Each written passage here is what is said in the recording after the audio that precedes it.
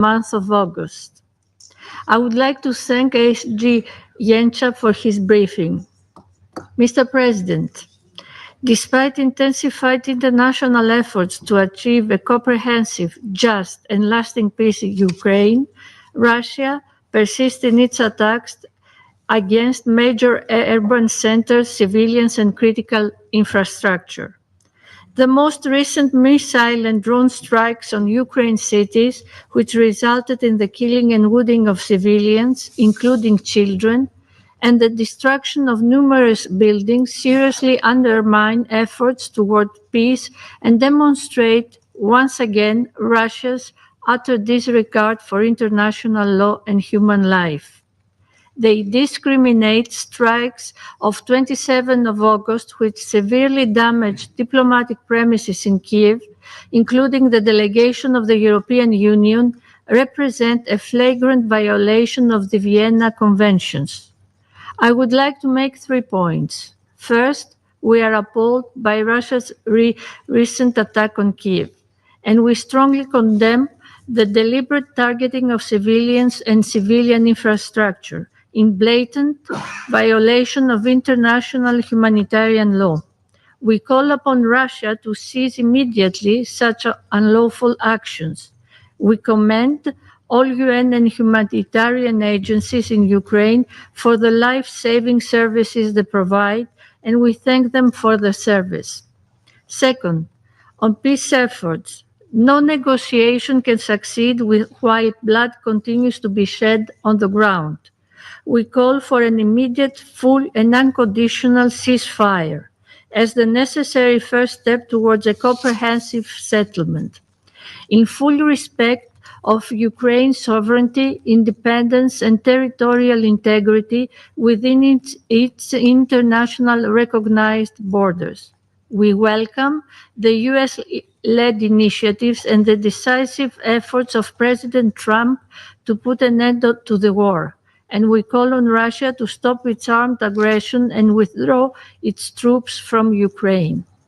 Any attempt to alter borders by the use of force is unacceptable and constitutes a dangerous precedent that undermines the very foundation of the international order. Third, no peace imposed upon Ukraine could ever be sustainable. A permanent peace agreement cannot be decided without Ukraine. It must rest on credible and enforceable security guarantees to prevent any recurrence of aggression in the future.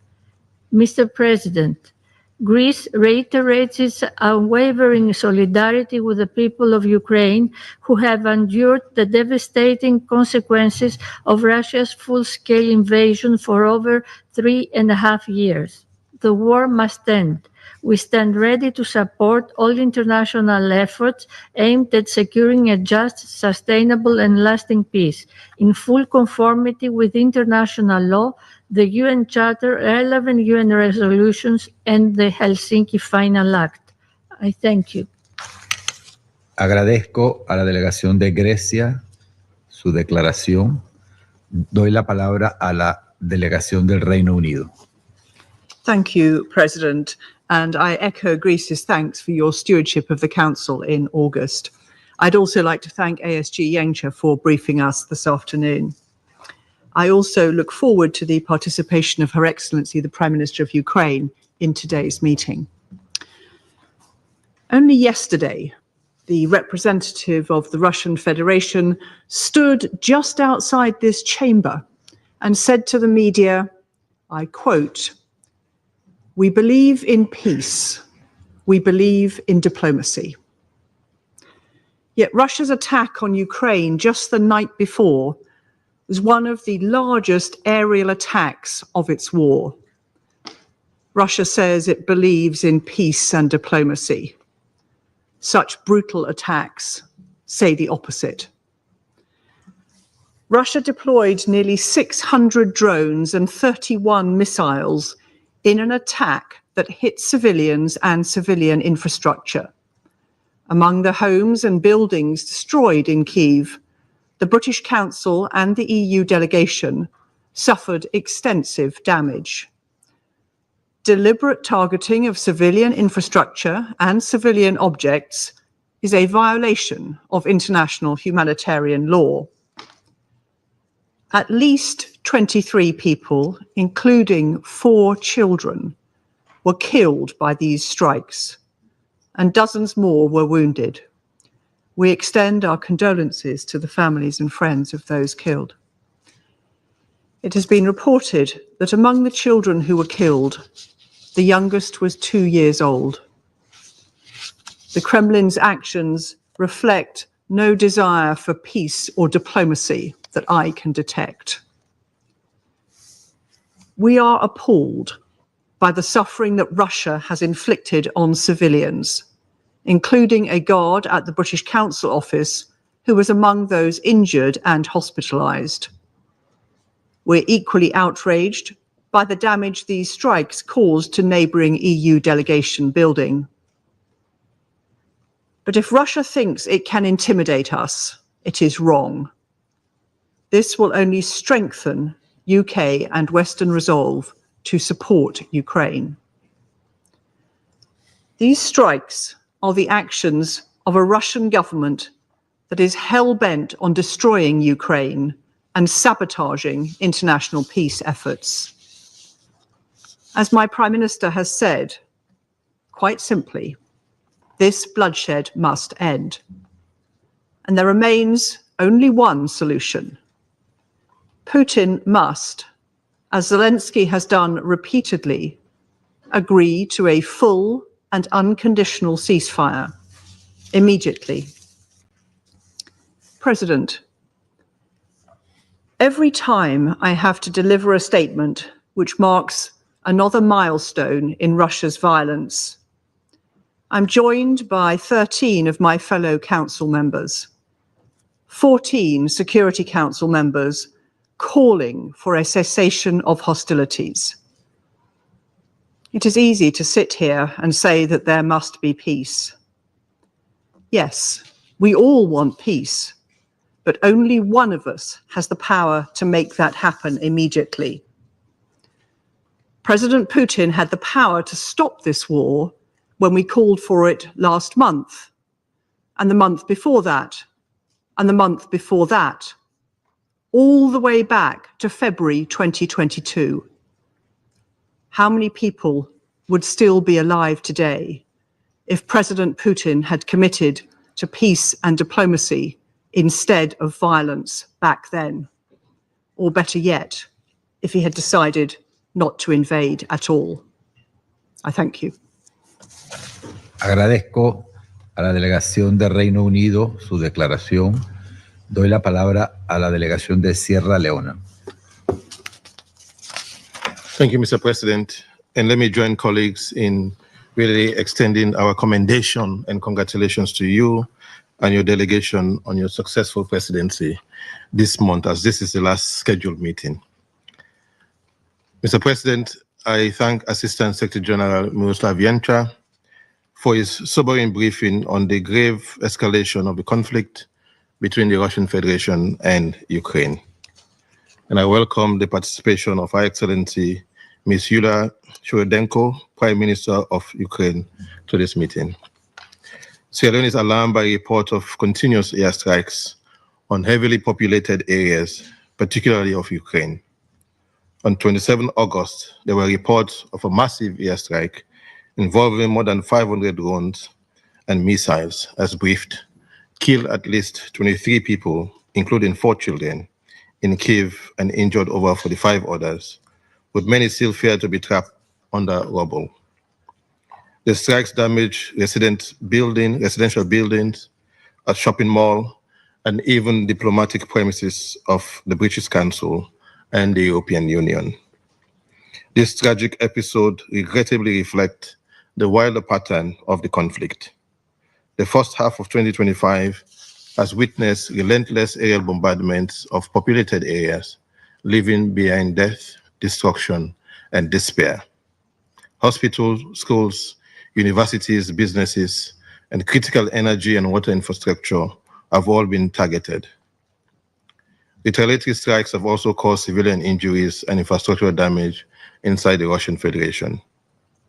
The UN Human Rights Monitoring Mission in Ukraine reported that July 2025 registered the highest number of casualties, civilian casualties, since the early days of the conflict, with 286 civilians killed and 1,388 injured.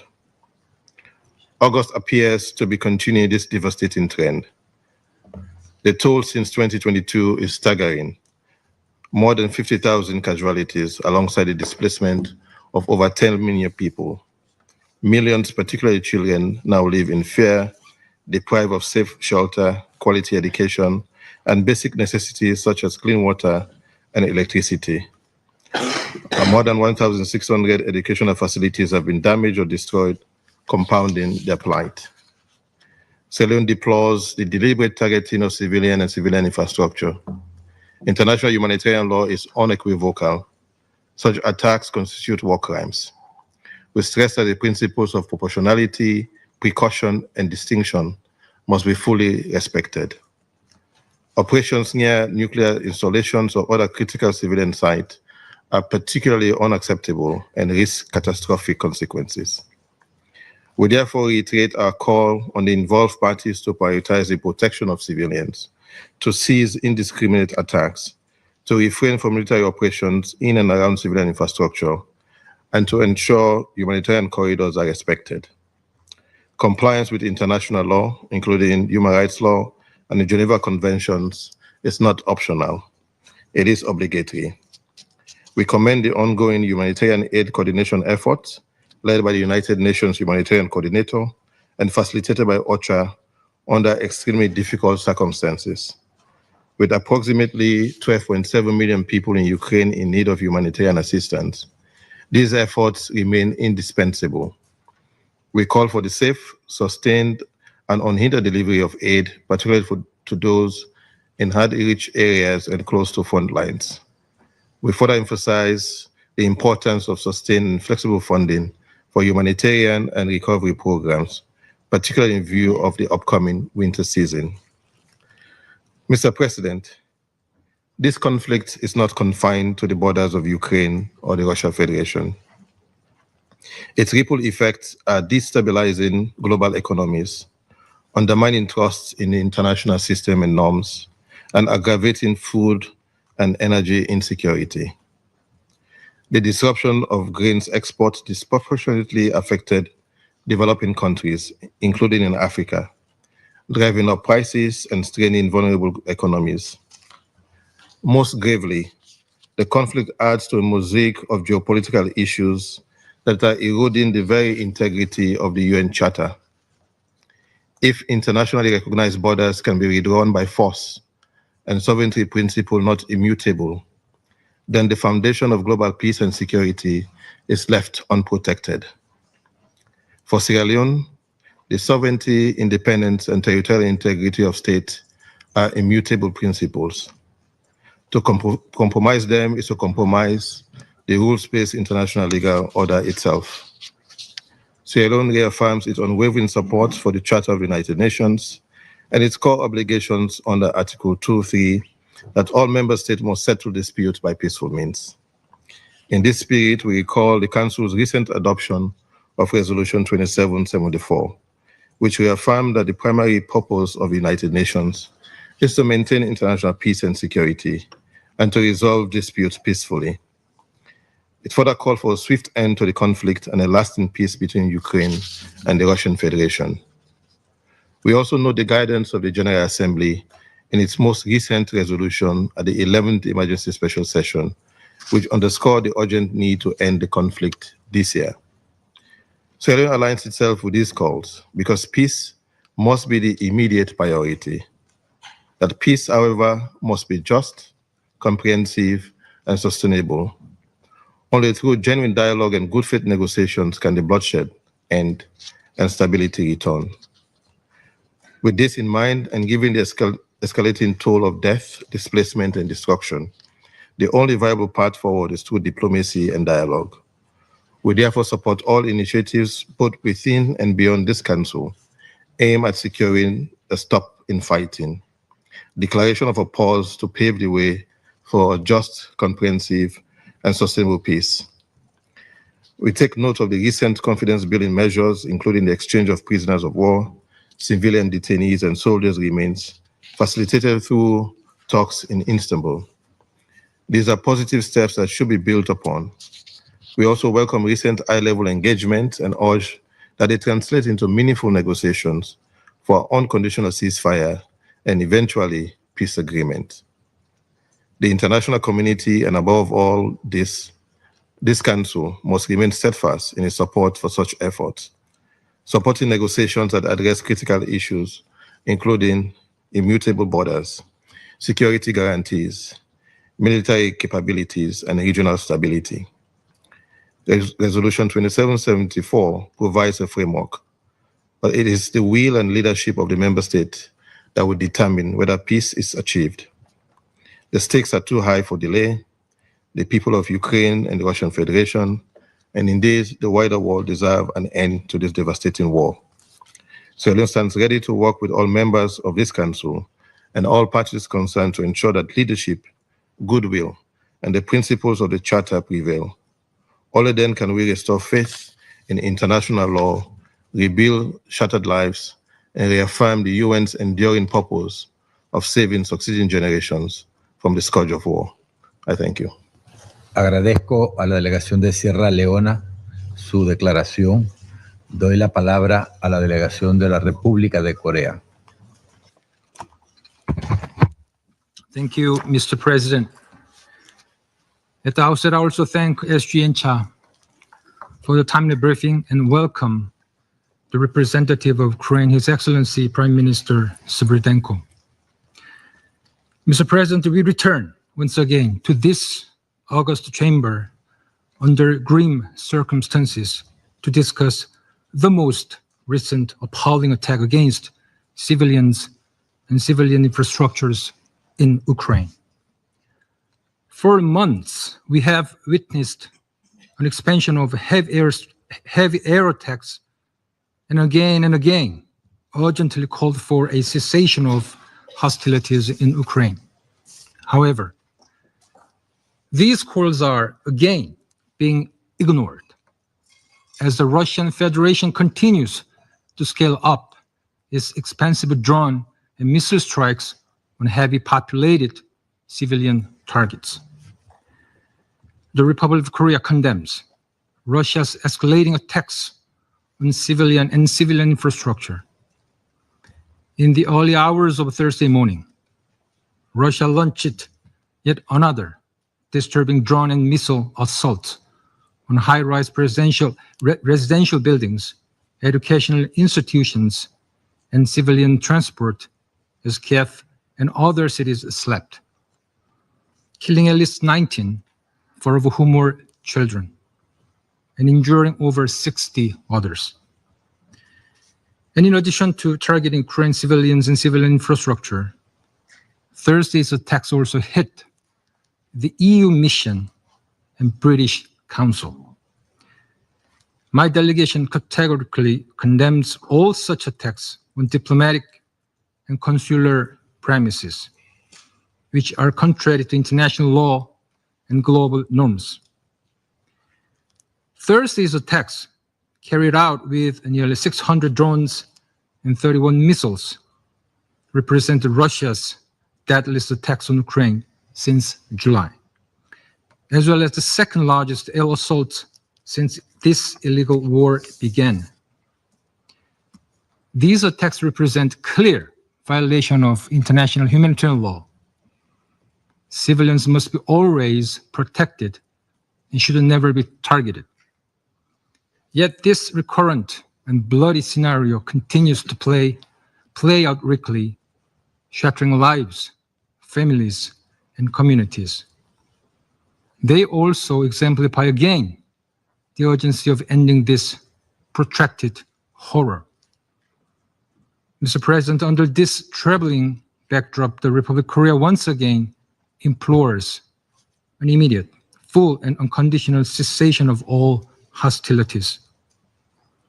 We continue to be supportive of all key diplomatic efforts to halt the bloodshed and end this war without further delay, and reiterate our deep appreciation for U.S., U.S. efforts toward this end.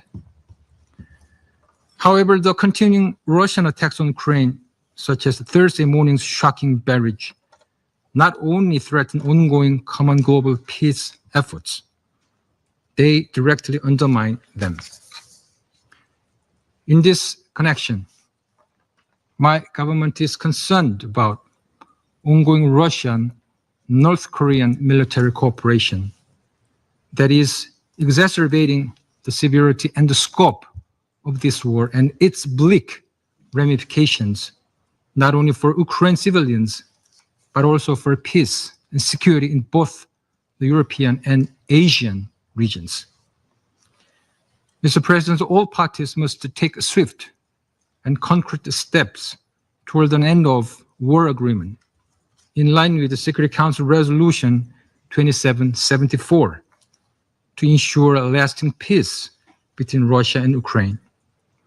For its part, the Republic of Korea reaffirms its guiding commitment to ending this war and standing with the Ukrainian peoples as they rebuild their country and chart a brighter, more secure future. I thank you, Mr. President. Agradezco a la delegación de la República de Corea su declaración. Doy la palabra a la delegación de China. 主席，首先我要祝贺巴拿马即将完成本月安理会轮值主席的工作，并预祝韩国担任下月轮值主席一切顺利。我感谢严洽助理秘书长的通报。主席，当前乌克兰问题正进入谈判解决的关键阶段，中方支持一切有利于和平解决危机的努力，欢迎俄美、乌美、欧美近期举行的一系列接触和谈判，乐见相关方保持接触，寻求解决办法。与此同时，地面的战事仍未停歇，俄乌持续针对对方实施无人机和导弹袭击，导致新的平民伤亡和基础设施损毁，令人深感痛心。这也表明实现和平的道路漫长而曲折，需要各方共同做出更多努力。我讲3点。第一，希望当事方展现冷静克制，推动战场局势尽快降温。我们在此呼吁，在任何情况下，平民和民用基础设施都不应该成为袭击目标。冲突当事方应严格遵守国际人道法，切实保护平民和民用基础设施安全。第二，希望有关各方相向而行，保持对话谈判势头。当前各方在实现和平的一些关键问题上，立场主张还有不小差距。越是如此，越要保持信心，保持接触，展现政治意愿，体现灵活姿态，争取尽早达成和平协议。第三，希望国际社会凝聚共识，为危机的政治解决营造积极氛围。国际社会，特别是重要利益攸关方，应在停火止战、劝和促谈方面开展更多的外交努力，应为推动对话谈判发出更多的积极信号。主席，从战争爆发第一天起，中方就呼吁停火止战，坚持劝和促谈，推动政治解决。我们以习近平主席提出的4个应该为根本遵循，同当事方保持接触，派出特使开展穿梭外交，并在联合国发起成立乌克兰危机和平之友小组，凝聚和平共识，推动和平努力。中方愿继续同国际社会一道，为推动危机的早日政治解决发挥建设性作用。谢谢主席。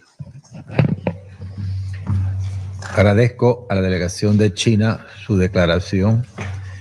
Doy la palabra a la delegación de Guyana. Thank you, Mr. President. At the outset, I want to join in congratulating you and the delegation of Panama for your excellent stewardship of the Council during the month of August. And I also thank ASG Yencha for his briefing. Mr. President, we meet today following yet another series of airstrikes on Ukraine, which killed at least 23 people, including children. 23 lives that would have been spared had the parties agreed to a cessation of hostilities. The strikes also destroyed, as we heard, a residential building and damaged premises belonging to the European Union Mission and British Council in Kyiv. Guyana is compelled to reiterate the following three messages. First, Russia's military action in Ukraine undermines international law and is contrary to the principles enshrined in the UN Charter of respect for sovereignty, territorial integrity, and non-interference in the internal affairs of another sovereign state. The cost of this conflict, while borne most heavily by the Ukrainian people, is also being paid by civilians in the Russian Federation, the entire region, and the global community. We therefore reiterate our call for an urgent intensification of diplomatic dialogue to end the conflict, taking advantage of the pathways already created, and for immediate de-escalation of hostilities in both Russia and Ukraine. Lasting peace could never be achieved through the use of force, but rather by intense diplomatic effort.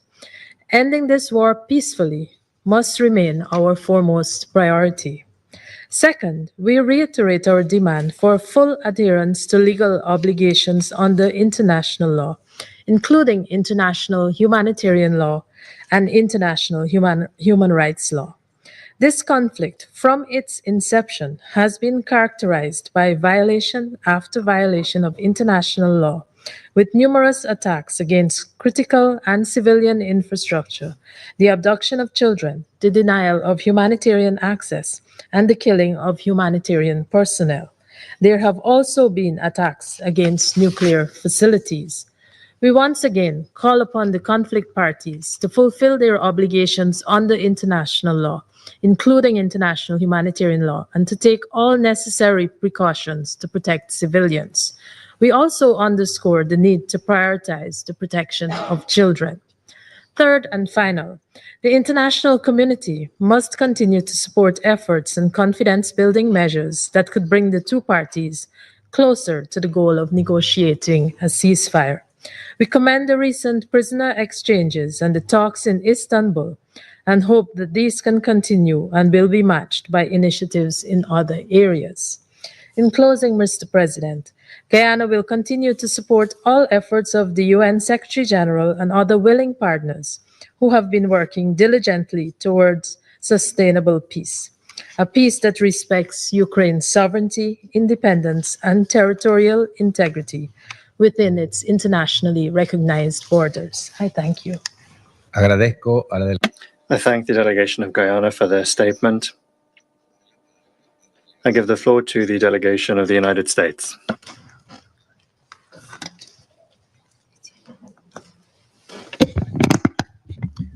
Thank you, Mr. President. And thank you, Assistant Secretary Jenka, for your informative briefing. In recent weeks, the United States has undertaken exceptional efforts to bring the Russian-Ukraine war to an end. President Trump met face-to-face with Russian President Putin in Alaska on August 15th, the first summit-level meeting between our countries since Russia launched its invasion more than 3.5 years ago. President Trump then hosted Ukrainian President Zelensky and 7 other European leaders at the White House on August 18th to build on the progress made at the Alaska summit. The latest drone and missile attacks on Ukraine, which resulted in numerous civilian casualties and damage to residential areas, the offices of the EU delegation in Kyiv, and the building which houses the British Council, cast doubts on the seriousness of Russia's desire for peace. These strikes on some areas must stop immediately. We extend our deepest condolences to the victims and their families. Russia must decide now to move toward peace. The leaders of Russia and Ukraine must agree to meet bilaterally. President Trump has warned of further economic measures the United States could take if Russia instead chooses to continue this war, measures which could have far-reaching impact on Russia's future economic prosperity. The United States calls on the Russian Federation to avoid these consequences by stopping the violence and engaging constructively to end the war. With that, I thank you, Mr. President. Agradezco a la delegación. I thank the delegation of the United States for their statement. I give the floor to the delegation of Algeria. شكرا السيد الرئيس. أود Thank you, Mr. President. At the outset, I would like to thank the Assistant Secretary General, Mr. Miroslav Yencha, for his thorough briefing. Mr. President, my country, Algeria, has repeatedly expressed its concern over the ongoing war between Russia and Ukraine. The consequences of this war are ongoing, leading to a deterioration of the humanitarian situation. Many innocent civilians have fallen. Others continue to suffer, including children, women, and older persons. With the continuation of confrontations, civilian infrastructure is also being destroyed, which is having a serious impact on the daily lives of civilians. What's more, information received yesterday noted the destruction of several diplomatic buildings in Kiev following explosions. Algeria reaffirms that the logic of confrontation will only lead to more violence and hostility.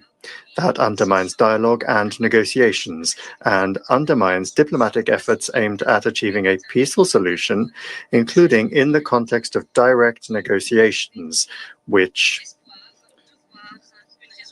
gave us the hope of seeing a just and lasting solution to the war. What's more, the continuation of the conflict has been reflected in many other regions of the world, including in developing countries that have not been spared. We have indeed seen upheaval in markets, particularly when it comes to the cost of foodstuffs and energy. Mr. President, we condemn violations of international law and would like to affirm the following. Firstly, we call upon the two parties, Russian and Ukrainian, to show restraint and to avoid further violence in order to spare civilians and to guarantee their safety and security. It is necessary to respect international law, including international humanitarian law, which calls for the protection of defenseless civilians and civilian infrastructure and diplomatic premises. Secondly, we call for upholding the logic of dialogue, negotiation, and consultation instead of that of escalation and confrontation. We must focus all diplomatic efforts on cooperation in order to achieve a just, comprehensive solution that can put an end to the war once and for all. In this context, Algeria commends the diplomatic efforts that recently led to summit meetings.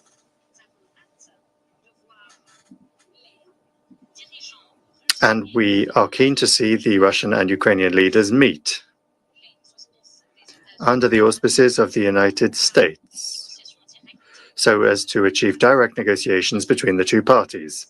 Third, we call for concerted collective efforts to create an environment that is conducive to dialogue, and so as to conduct negotiations to achieve a consensus between the two parties, removed from any polarization or any narrow geopolitical calculation. By way of conclusion, we are firmly committed to all international efforts aimed at achieving a peaceful, just, and lasting political solution on the basis of the purposes and principles of the United Nations Charter, taking into account the legitimate security concerns of both parties. Thank you. Agradezco. I thank the representative of Algeria for the statement. I now give the floor to the representative of Somalia. Thank you, Mr. President. Mr. President, I also join others in congratulating you and Panama in the excellent manner in which you steered the Council's work for the month of August. Mr. President, at the outset, I would like to extend my appreciation to ASG Yanka for his comprehensive briefing on the latest development in Ukraine. We remain gravely concerned by the recent escalations in Ukraine. The intensification of hostilities, including increased strikes on civilians and civilian infrastructure, serve as a stark reminder of the persistent volatility in the region and the severe toll being exacted on civilians. In this regard, I wish to underscore the following points. First, these developments highlight the urgent and ongoing need for all parties to prioritize protection of civilians and civilian infrastructure. It is imperative that the international legal obligations are respected at all times in order to safeguard lives and preserve stability throughout this crisis. Second, we firmly maintain that there is no military solution to this conflict. Continued hostilities only serve to prolong the suffering of civilian population and undermine the prospect for a durable peace. Lasting solutions are found at the negotiating table, not through the use of force.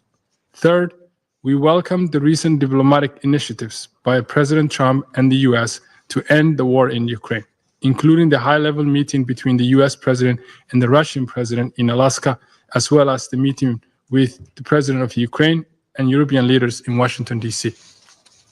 Such efforts represent important steps toward fostering a dialogue, rebuilding trust, and laying the groundwork for just and sustainable peace. Fourth, we reiterate our call for immediate and comprehensive ceasefire. It is incumbent on all parties to exercise maximum restraint to prevent further deterioration of the situation and to create conditions conducive to sustainable negotiations.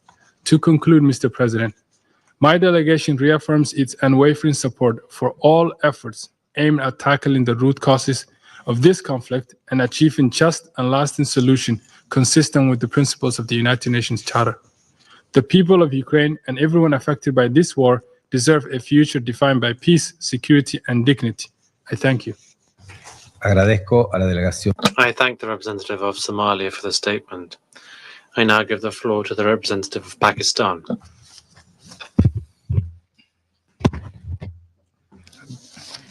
Thank you, Mr. President. Allow me also to start by congratulating you and your entire team for the successful and brilliant steering of this Council's work during current month. We also welcome the participation of Her Excellency the Prime Minister of Ukraine in today's meeting. I would also like to thank ASG Yancha for his briefing. Pakistan has repeatedly voiced its concerns on the continuing hostilities and devastating consequences of this conflict, particularly its humanitarian toll. It is regrettable that the conflict, which is now into its fourth year, continues to rage and devastate the lives and livelihoods of more and more people. We note with deep dismay the continuation in fighting, resulting in the loss of innocent civilian lives, including children. This is, as we have said before, both tragic and deplorable. Protection of civilians is paramount. International humanitarian law is clear and must be upheld universally. Mr. President, we regret the reports of damage caused to the EU office and the British Council in Kiev. The inviolability and sanctity of diplomatic and consular missions, as laid down in the Vienna Conventions, must be respected by all parties. The principles of IHL, especially distinction, proportionality, and precaution, must be scrupulously followed. Pakistan welcomes the recent diplomatic efforts spearheaded by the US President to bring an end to this conflict. Pakistan, too, from the very outset, has remained an ardent proponent of bringing an end to this conflict through dialogue and a negotiated settlement. We take particular note of the leadership level contacts between the US and the Russian Federation, as well as summit level interactions between the US and Ukraine and a group of leaders from the European continent who also have a stake in peace in the region. We remain hopeful that the diplomatic groundwork laid down at the start of the year, including Security Council Resolution 2774, which Pakistan supported, multiple rounds of negotiations between Russia and Ukraine, and the recent high-level interactions would lead to a meaningful outcome, an early end to hostilities, and an enduring peace in the region. These efforts must not stop and should, in fact, be continued earnestly and followed up with more diplomacy, deeper engagement, and structured and sustained talks. We welcome the recent prisoner exchange between the Russian Federation and Ukraine. We, however, note that the ongoing violence, death, and destruction from relentless attacks do not portend well for the ongoing peace efforts. We concur with ASG Zhensha when he expressed the concern that diplomatic momentum may fade due to escalation in fighting. Mr. President, the pursuit of military means to resolve this conflict is a dead end. It would only deepen the suffering of the people. The way forward is in peaceful settlement, and that passes through de-escalation and ceasefire. Only a sincere and meaningful dialogue which addresses the security concerns of all sides and which is anchored in the principles of UN Charter and international law, and which respects the relevant multilateral agreements, can help secure peace, which is both just and enduring. Pakistan will continue to support all efforts that pave the way for a peaceful resolution of the Ukrainian conflict. I thank you. Agradezco. I thank the representative of Pakistan for the statement. I now give the floor to the representative of the Russian Federation. Thank you, Mr. President. The meetings on Ukraine that our Western colleagues requested follow the same fairly primitive template. Russia is accused of strikes on Ukrainian cities, and they try, without evidence, to assert that the targets of the attacks were allegedly civilian objects, ignoring the fact that during our strikes, civilian casualties are caused exclusively by falling shrapnel from missiles and drones that are shot down, or directly by Ukrainian air defense missiles that have gone off course. And the reason for that is also well known. The deployment by Ukraine of missile defenses in residential developments in violation of basic norms of IHL. And yet targeted Ukrainian attacks involving missiles and drones on civilian objects on the territory of Russia are deliberately ignored. This is the ham-fisted formula that our Western colleagues and again, they seem to be filling up the room today like sardines. They could long ago have trained an AI to follow this scheme when writing their generic statements, given how inhuman and detached from reality it is. And perhaps they're already doing that, since there's nothing new that goes beyond this template that we've heard today. My response to these accusations today is probably also not going to contain anything new. Yes, we did indeed, in the night between the 27th and the 28th of August, in pursuit of the aim of demilitarizing Ukraine, strike objects that relate to the military-industrial complex of that country. As was announced today by the Ministry of Defense of Russia, 62% of the key military enterprises of the military-industrial complex of Ukraine have been damaged. The group missile and airstrike targeted in particular military airfields, Air Force arms depots, hangars, airport aprons, and other transport and energy nodes in a number of Ukrainian oblasts. In Kiev and Kiev Oblast, the main targets were companies of the military-industrial complex, including the factories Artyom, Kievsky Radiozavod, Spetsoboronmash, Slavutich, and Ukrspets Systems. They were directly involved in the development and production of various forms of UAVs, and they have capacity for the repair and production of radar stations, fire control systems, and UAF communications equipment, as well as UAF assembly lines and warehouses. At the same time, the Kiev regime, as in the past, shamelessly and criminally used the tactic of a human shield by putting these enterprises of the defense complex, air defenses and electronic warfare near residential developments and densely populated areas of cities. And so it's no surprise that once again, Ukrainian air defense missiles hit residential districts. And that was the reason for damage being caused to the buildings of the UK and EU missions, and also the death of civilians in partially destroyed residential buildings. However, these victims were not only not forcing the criminal regime to, at long last, remove air defenses from and military enterprises from residential districts, but are actually being used by them as a tool for political manipulation. Every such tragedy is intentionally whipped up to blame the deaths of Ukrainian civilians on Russia, to appeal to Western sponsors and international donors, to demand the introduction of new sanctions, and to angle for new arms deliveries. And that happened today as well.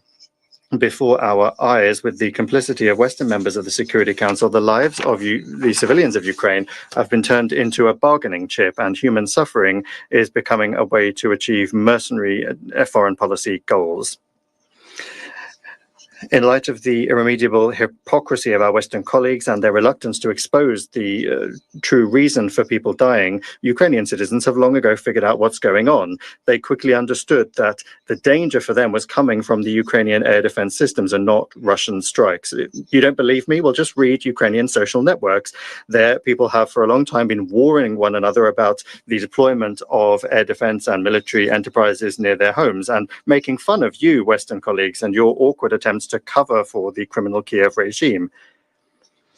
Mr. President, and there's another thing which is transforming today's meeting into a theater of the absurd.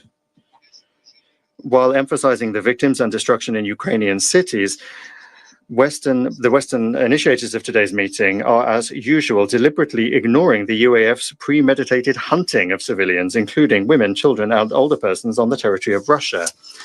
Ukrainian Nazis are intentionally using drones, strike drones, against apartment buildings and private residencies, civilian transport, agricultural machinery involved in collecting the harvest, and commercial and social facilities. Each day, Russian regions have tens and hundreds of drones launched against them. In the week from 18 to 24 August alone, the shelling of Ukrainian Nazis caused 140 civilian casualties. 120 people were wounded, including 8 minors, and 19 people died, including 1 child. Our Western colleagues aren't interested in those victims. They are part of their strategy to do harm to Russia at the hands of Ukraine, for the sake of which their anti-Russia project in the past was created by them. Moreover, they intentionally overlook the fact that our combined strike on objects of the military-industrial complex of Ukraine came in response to what has been going on for the last 2 weeks after the Alaska summit, that is to say, attacks on oil refineries in Russia. It's clear that these strikes have no strategic military significance because they don't impact the situation on the contact line. Their true aim is an attempt to damage civilian energy infrastructure and to interrupt fuel supplies. Moreover, behind these actions is the calculation of provoking retaliatory measures from Russia to then misrepresent them as disproportionate and then accuse Moscow of sabotaging any attempts at peace talks. In this context, the strikes on the Druzhba oil pipeline are telling. It is one of the key routes for the delivery of oil to Europe. The most recent act of sabotage on the 22nd of August was so serious that it knocked out the pipeline for several days. In this case, this is a provocation designed to harm the economic interests of EU countries and infrastructure that ensures the energy stability of the region. Under pressure from Hungary and Slovakia, even the European Commission was forced to react to this. In other words, they are today playing up the consequences of Russia's retaliatory actions and intentionally not mentioning the fact of what provoked these strikes. It's a clumsy and hypocritical tactic that shows the selective blindness and double standards of our Western colleagues. Mr. President, these same glaring double standards are clearly on display when the Western accomplices of the Kiev regime continue to ignore what, even by the standards of the Maidan, are skyrocketing human rights violations by the Zelensky regime. We're talking about the mass trampling of fundamental human rights and freedoms, including those of the Russian-speaking population, the hateful harassment of dissenters, attempts to outlaw the canonical Orthodox Church. Even by the most modest calculations, around 7,000 Ukrainians, without reason, exclusively on political grounds, have been deprived of their freedom. And this also applies to clergy from the Ukrainian Orthodox Church, and also journalists and ordinary citizens who express an opinion that is not in line with the position of the regime. Recently, we together received a letter from a former deputy of the Verkhovna Rada of Ukraine, who is now accused of high treason. His name is Alexander Dublinsky. The facts that he touches upon, including the death from torture in the dungeons of the Kiev regime of the American journalist Consuelo Lira, were confirmed by international human rights organizations and referred to in the report of the US State Department on human rights in Ukraine for 2024. Just the other day, Security Council members received another letter, this time from the journalist Diana Panchenko. She asked the UN Secretary General to take measures to protect political prisoners. She refers also to reports from the Office for the High Commissioner for Human Rights, which notes systematic cases of arbitrary detention without official charges, the use of torture, and denial of access to justice under the Kiev regime. Attached to the letter is a list of more than 550 victims of political persecution in Ukraine. Even a brief analysis of the content of these letters allows us to draw a clear conclusion. The Zelensky regime has created a machine of repression that is based on violating fundamental human rights and freedoms. The state security bodies, obedient courts, and the security and defense agencies are being used to intimidate society and prevent dissent. How much longer will Security Council members ignore these cries for help and make out as though nothing of the sort is happening in Ukraine? And how much longer will the Western sponsors of the Kiev regime ignore the glaring evidence of rampant corruption among the elite of the Zelensky regime? At the beginning of the week, several Western media outlets reported that a former investigator of the National Anti-Corruption Bureau of Ukraine that had fled to Europe managed to bring with him several thousand pages of internal documents that exposed corruption schemes in the highest echelons of the Ukrainian authorities. Yelena K., whose surname is not provided, led a task force tracing offshore assets. The selectively published purchase and sale agreements and information from bank transfers indicates that Zelensky and those close to him used an extensive network of shell companies to launder illegal income and subsequently to purchase elite real estate abroad. We're talking about an amount of more than $1.2 billion. And hundreds of properties, including in Spain, the UK, France, and Italy. I'm confident that this is just the tip of the iceberg, but that too is something that in the West they try to turn a blind eye to. Do you really not understand that by keeping afloat such rotten, corrupt, and misanthropic regimes, you are undermining what is left of your reputation in the world? Mr. President, if our Western colleagues were able to speak the truth, they would long since have acknowledged that for many years the West had been creating in Ukraine direct threats to the security of the Russian Federation and essentially indulged the actions of the Kiev regime to exterminate on Ukrainian territory everything Russian and the Russian-speaking population, in gross violation of the UN Charter, which requires upholding human rights, including linguistic and religious rights, as well as numerous international conventions, as well as the Constitution of Ukraine itself. This admission would be an excellent starting point for a long-term and sustainable settlement of the Ukrainian crisis. That's not happened yet, but there is some optimism coming from the fact that some of our partners, first and foremost the United States, are more and more understanding the need to address the root causes of the conflict, without which it won't be possible to resolve it. More and more understanding the need to address the root causes of the conflict, without which it won't be possible to resolve it. These sorts of trends that in particular emerged during the recent Russo-American summit in Alaska are keeping the Zelensky regime up at night, as well as its European sponsors. And so that is why they're doing everything they can to try to outmaneuver the positive understandings achieved in Alaska, or at least to distort them. This is most evident now when it comes to the issues of security.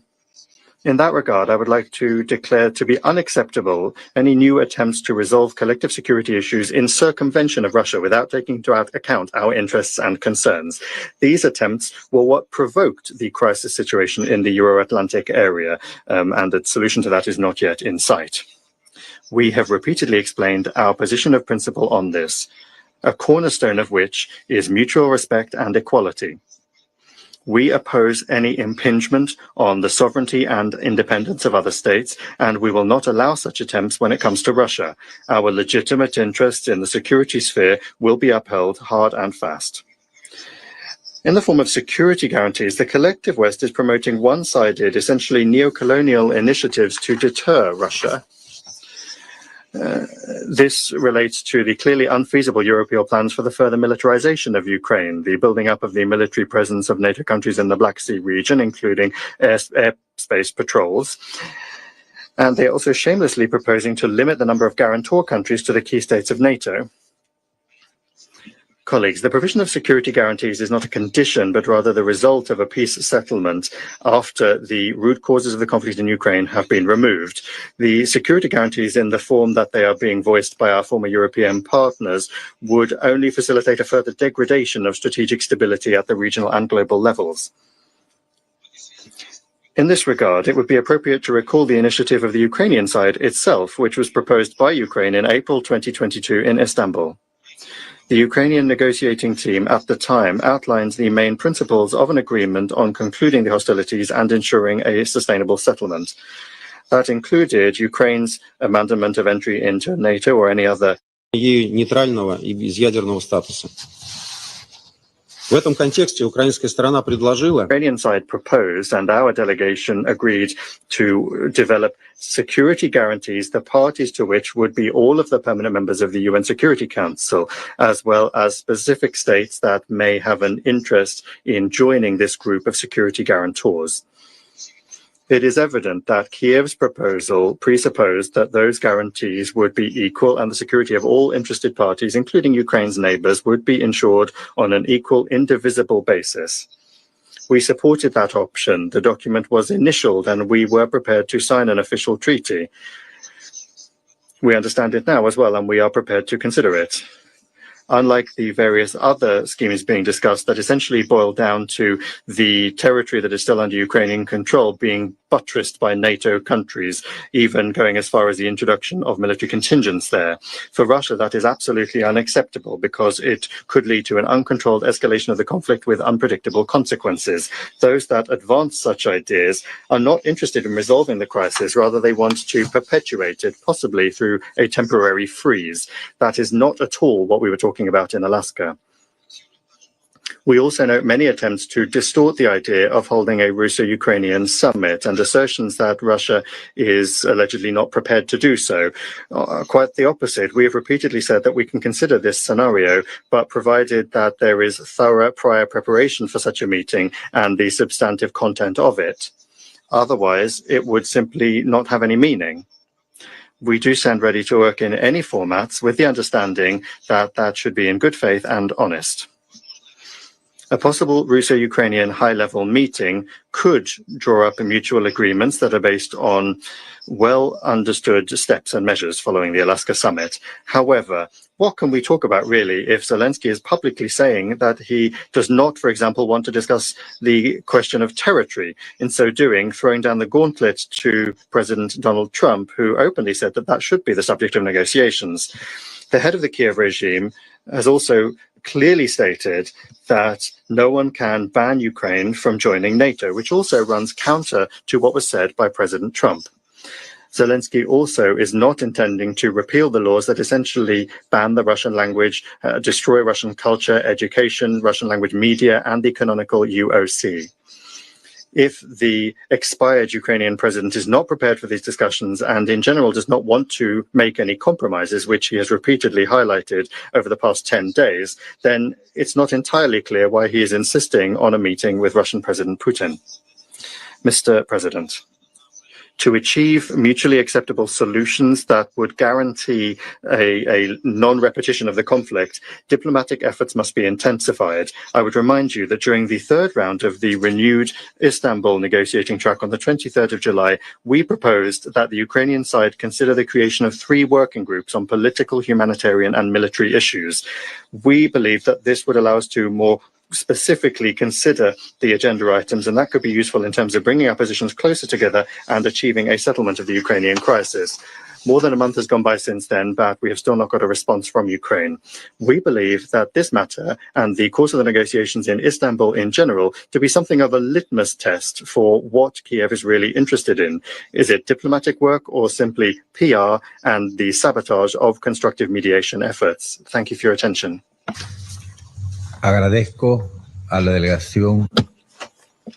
I thank the representative of the Russian Federation for the statement. I will now make a statement in my capacity as representative of Panama.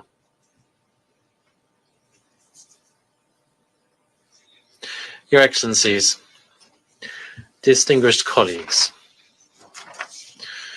we would like to thank ASG Yencha for participating in this meeting and also for his detailed briefing on the security situation in Ukraine.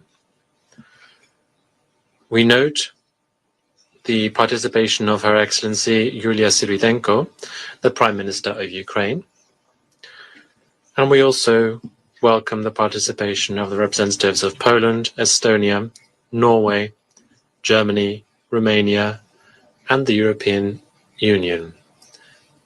Thank you all for being with us this afternoon. Your Excellencies, Panama echoes the statement issued yesterday by Secretary General Guterres. He condemned the Russian attacks on Kiev, Ukraine, during the morning of the 28th of August. We also condemn them, and we echo his call for an immediate end to the bombing. Panama laments the high toll of civilian deaths, including children, caused by this latest tragic attack, and we would like to extend our condolences to the bereaved families. This war has shaken the foundations of the international system, and its only tangible results to date are the thousands of people who have died, including soldiers, civilians, children, and persons with disabilities, as well as countless injured on both sides. We have seen with dread how residential areas and critical infrastructure on both sides have been attacked. And now this has even affected diplomatic premises belonging to the European Union and the British Council. They have also now been affected, which blatantly violates the 1961 Vienna Convention. 6.9 million Ukrainians have had to seek refuge outside their country, while 3.7 million have been obliged to move within their own country. The repercussions of this tragedy are also global in terms of food insecurity, the surge in energy costs, and increasing economic instability throughout the world, whose consequences will take years to abate. Your Excellencies, 4 years of war have brought about appalling human suffering. The military path, which some are insisting on maintaining, is as futile as it is vicious. Dialogue is the only way to find common ground to pave the way for a peaceful, lasting solution to this crisis. Panama welcomes the recent diplomatic efforts within the meetings arranged in Anchorage and Washington, which aim to build bridges ultimately to end this protracted situation, this tragic situation in Ukraine. In this council, many delegations have repeatedly called for a cessation of hostilities and for a fair, lasting peace agreement, which must respect Ukraine's political independence and sovereignty. This historic moment requires leadership, and this means bold decisions consistent with the principles of the United Nations Charter. The consequences of inaction are simple: more death, more bloodshed, and more suffering. That is why Panama, once again, reiterates its support for all diplomatic efforts to be undertaken to curb the violence and to build peace. Thank you. I resume my function now as President of the Council. I give the floor to Her Excellency Ms. Yulia Syrienko, Prime Minister of Ukraine. Thank you.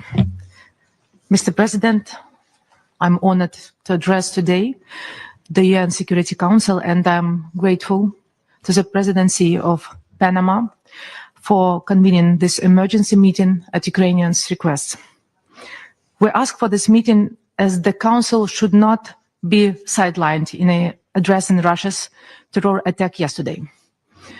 The Charter entrusts the Council with a primary responsibility to maintain international peace and security. For the people of Kyiv, Kharkiv, Zaporizhia, Sumy, my native Chernihiv, and many other regions across Ukraine, there have been neither peace nor security. Just yesterday night, Russia employed 629 airborne weapons.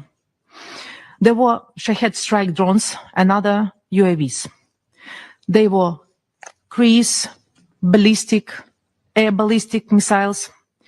Russia again targeted residential buildings and claimed innocent lives. As of now, 25 people were killed, including 4 children. I just wanted to show some of the photos of people that have been killed yesterday, 25 of them. 63 others were injured, among them 11 children. The youngest victim was a girl, not yet 3 years old. Born under Russian shelling in October 2022, she was killed by Russian shelling in August 2025. Among other civilian facilities, the strike also severely damaged the premises of the EU delegation to Ukraine. An attack on a diplomatic mission is utterly unacceptable and demands strong condemnation and an appropriate response from the international community. We are grateful to all who have expressed solidarity with Ukraine and its people following the Russian heinous attack. I would particularly like to thank the UN Secretary General for his strong condemnation of Russian shelling and for supporting efforts to achieve a just, comprehensive, and lasting peace in line with the UN Charter. President Zelensky spoke with the Secretary General yesterday to discuss the necessary steps to stop the killings. At the same time, alongside words of support, we value concrete action that both strengthen our defense capabilities and save human lives. Ukraine urgently requires additional air defense systems to protect our people, to protect our territory, as well as long-range strike capabilities to neutralize Russian military facility from which attacks are launched. Distinguished members, let me be clear. These killings are deliberate acts of terror. It's an informed decision taken by Moscow to continue its systematic campaign to terrorize civilians and extinguish any semblance of normal life. Yesterday, Russia again responded brutally to our attempts to engage them in a civilized dialogue in the language of international law, peace, and respect for human life. Russia continues to choose killing over ending the war. We should take this into account in our efforts aimed at peaceful resolution and establishment of reliable security guarantees. These guarantees shall protect both Ukrainian sovereignty and the lives of Ukrainian people, especially children. Our people must feel safe already today. That's why ceasefire remains an essential prerequisite for successful future negotiation. How can genuine talk can be conducted while Russia's contribution remains the bodies of Ukrainian children retrieved from the rubble? Just look at this photo and you would understand everything. Russia is recognized perpetrator of crimes against Ukrainian children. For the third consecutive year, Russia has been placed on the shame list in the Secretary General reports on children and armed conflict. Yesterday, Russia airstruck on Kiev killed 4 children. Since the beginning of Russian full-scale invasion, at least 20 children have been sexually abused by Russian forces. Another 2,139 have been wounded, and 2,193 remain missing. Tens of thousands more have been stolen. 1.6 million trapped under Russian control and the occupied territories of Ukraine. 10-month-old Margarita Prokopenko was among them. In 2022, Russian official took her from Kherson Children's House. In Moscow, her documents were forged. She was given a new Russian birth certificate with a new name. They faked her birthplace too, and she was later adopted by Sergei Mironov, a politician close to Putin. Now she's Marina Mironova from Podolsk, Moscow region. A Ukrainian baby stolen, her name wiped away, her identity destroyed. Margarita's case is not isolated. It's policy. Ukrainian children are stripped from family, from language, from memory, from history. Mr. President, Russia kills children from a distance with missiles and with drones. And those who fall under its control, it steals. Russia erases their Ukrainian identity. Children are forced to forget who they are. Some are drafted into Russia's army. They kill and die fighting against their own people. Their council cannot stay silent. Child abduction must end, and every Ukrainian child must be returned home now, before more lives are shattered. Russia's unlawful war must be stopped. All killings and attacks must stop. Violation of the UN Charter must stop. And we all know they will stop as soon as Russia is stopped. That is why our soldiers are doing on the ground, stopping Russia's advance. That is what we expect from the international community in global forum. Peace requires both strengthening security assistance to Ukraine and intensifying pressure on Russia until it demonstrates a genuine readiness for negotiation in a good faith.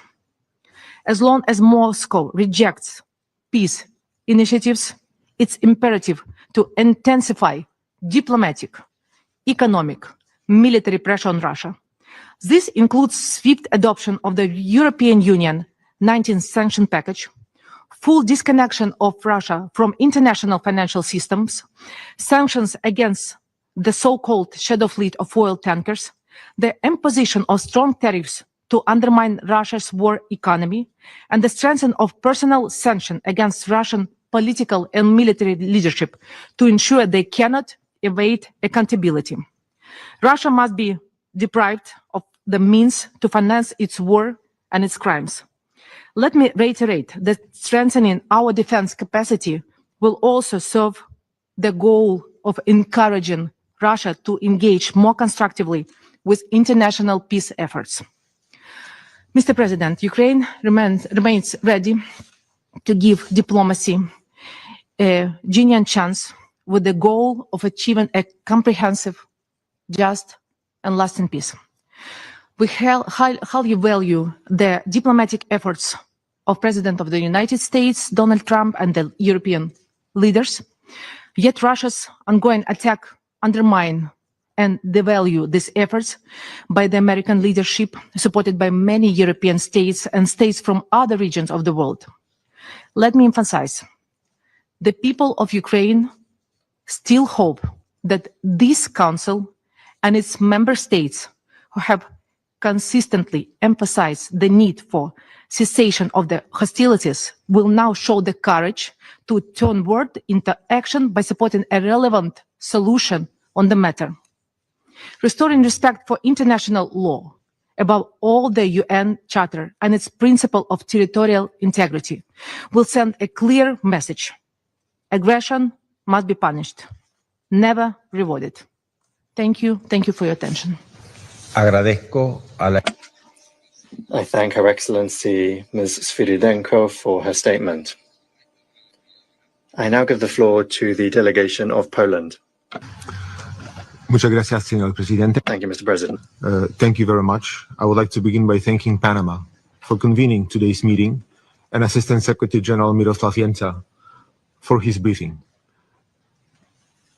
I also appreciate the presence of Prime Minister Sviridенko today here with us. Poland supports the statement to be delivered by the EU. We have all heard, just moments ago, the accounts of the most tragic consequences of another Russian attack on the night of August 27th. Poland once again extends its deepest condolences to all those affected. Such systemic attacks on civilian targets are war crimes, and they demand accountability. We will continue to support all international and national efforts to bring those responsible to justice. Among the casualties of these indiscriminate assaults were diplomatic premises, including the offices of the European Union delegation and the British Council. These are not military targets. And let me take a moment to remind this chamber that on April 14th last year, the Russian permanent representative spoke from this very floor about the sanctity of diplomatic missions and about the protections enshrined in international law. He claimed that the Council knows very well that an attack on a diplomatic mission is considered a casus belli under international law. And if a Western mission had been hit, those countries would immediately retaliate and argue in this chamber that they were right to do so. So I ask, how do those words stand now? We do not retaliate. Instead, the Ukrainian, European, US leaders, with support of all peace-loving countries in the world, continue to engage in or support talks to achieve a ceasefire and stop the killing of civilians in Ukraine. Russia, on the other hand, is demonstrating its stance on peace by sending over 620 drones and missiles, escalating its brutal assaults on Ukrainian cities and innocent people. Actions, Mr. President, speak louder than words. Russia, regrettably, pretends to negotiate, while at the same time undermining diplomatic efforts and attempting to seize more Ukrainian land. Now, if Russia hopes to break the spirit of resistance and solidarity, it is gravely mistaken. Recent strikes only strengthen our determination and resolve to support Ukraine. Poland calls on allies to impose additional restrictive measures that will further weaken Moscow's capacity to wage war. We all know the truth. Russia is facing growing economic and social pressure. And because of this, it wants to force its maximalist goals on Ukraine. And it wants to do it fast. But let me be clear, Russia's blatant disregard for peace cannot and will not go unanswered. Russia will be held accountable. We will apply sustained pressure, and we will stand firmly by Ukraine's side. Mr. President, I took note that the Russian representative fled the room filled with the representatives of international community that he believes were sardines. But perhaps it is a good omen, because indeed it does take a collective unity and resolve of all of us, the members of international community, to force Russia to abandon its terror tactics, engage in genuine negotiations, and, just like the Russian representative, go home. I thank you, Mr. President. Agradezco. I thank the delegation of Poland for their statement. I now give the floor to the delegation of Estonia. Thank you, President. Your Excellency, Prime Minister. I speak on behalf of the Baltic states, Latvia, Lithuania, and my own country, Estonia. We align ourselves with the statement of the European Union. We thank ASG Yencha for his briefing and the Presidency for convening us at this critical moment. Despite international efforts, it is evident that Russia has no intention of agreeing to a ceasefire. Putin does not seek even a temporary ceasefire, let alone a lasting peace. Every time he has made promises of hope to the international community, to the Security Council, or to mediators such as the United States, Ukrainians have instead been met with yet another wave of brutal and devastating attacks. The most recent attacks in Kiev on August 28 are a clear example of that. It was the second largest aerial attack since the start of the full-scale invasion, involving over 600 drones and missiles, coming just weeks after the Alaska summit between President Trump and Putin, where the Kremlin leader was trying to deceive us into believing he sought peace. These attacks left at least 23 Ukrainian civilians dead, among them 4 children. Among those killed was a 2.5-year-old child, born after the full-scale invasion and killed before ever knowing peace. Sadly, this story is just one among countless tragedies, where lives have been ruined or lost since February 2022. Behind every figure lies a human tragedy: families torn apart, children illegally deported, homes destroyed, communities shattered. Furthermore, the recent attacks on August 28 targeted and damaged also the European Union and the British Council offices in Kiev. This demonstrates that Russia will not cease its campaign of terror against Ukraine, even striking diplomatic facilities in clear violation of the Vienna Convention. Russia only pretends to have a desire for peace while relentlessly pursuing its goal of subjugating Ukraine and reshaping Europe's security order to fit its own designs. President, just a few days ago, on August 24, Ukraine marked its Independence Day. It is profoundly disturbing that in the 21st century, a European country, a full member of the United Nations, must celebrate its independence while almost 1/5 of its territory remains brutally occupied by a permanent member of the Security Council. The very body created to protect, not to undermine or destroy. Yet Ukraine has shown remarkable courage and resilience in defending its sovereignty and statehood against aggression. We pay tribute to the determination of the Ukrainian people and reaffirm our unwavering support to Ukraine's independence, freedom, territorial integrity, and sovereignty. Our message is clear. Russia is the aggressor. Its imperialistic objectives remain unchanged.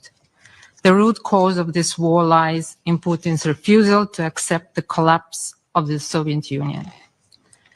And a just and lasting peace must be grounded in the principles of sovereignty, territorial integrity, and international law.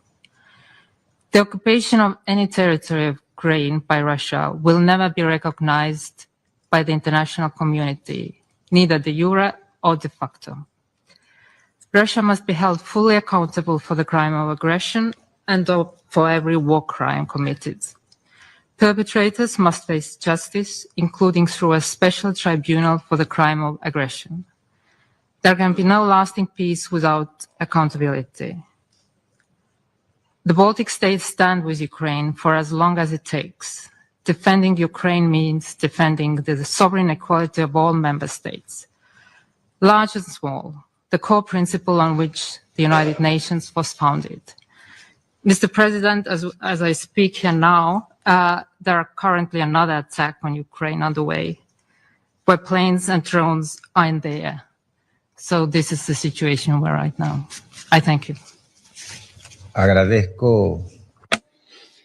I thank the delegation of Estonia for their statement. I give the floor to the delegation of Norway. Mr. President, I have the honor to speak on behalf of the 5 Nordic countries, Denmark, Finland, Iceland, Sweden, and my own country, Norway. Thank you, President, for convening this emergency meeting. And let me also thank you, ASD Yencha, for your briefing, and to you, Excellency, Prime Minister of Ukraine, Severdenko, for being here today and for your powerful remarks. President, on 28 August, another deadly flow of Russian attacks hit civilians in Ukraine. More than 20 people were killed in their homes, including children. Hundreds of missiles and drones fired, damaging also the offices of the EU mission and the British Council, as many have stressed today. We echo the Secretary General's and Council members' principled condemnation of these attacks. Once again, Russia has demonstrated its complete disregard for civilian lives and also diplomatic missions. The aim is clear: to spread terror and undermine efforts to end the war. Our response is even stronger support for Ukraine. President, Russia's war of aggression against Ukraine remains a blatant violation of international law.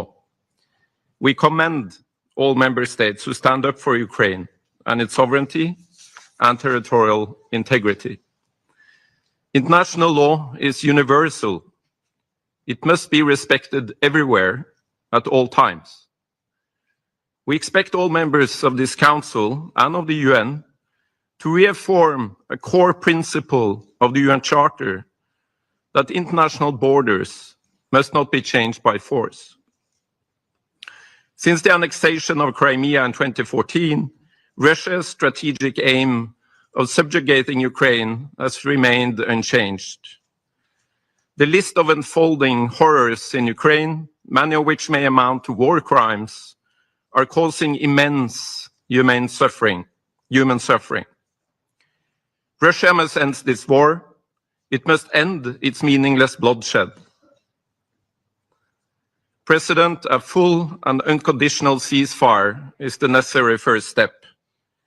Ukraine has been ready for a ceasefire for several months. Only Russia stands in the way. Peace in Ukraine cannot be negotiated without Ukraine's participation. Security guarantees will be needed. The people of Ukraine need a comprehensive, just, and lasting peace in accordance with international law, not a pause for Russia to prepare for renewed aggression.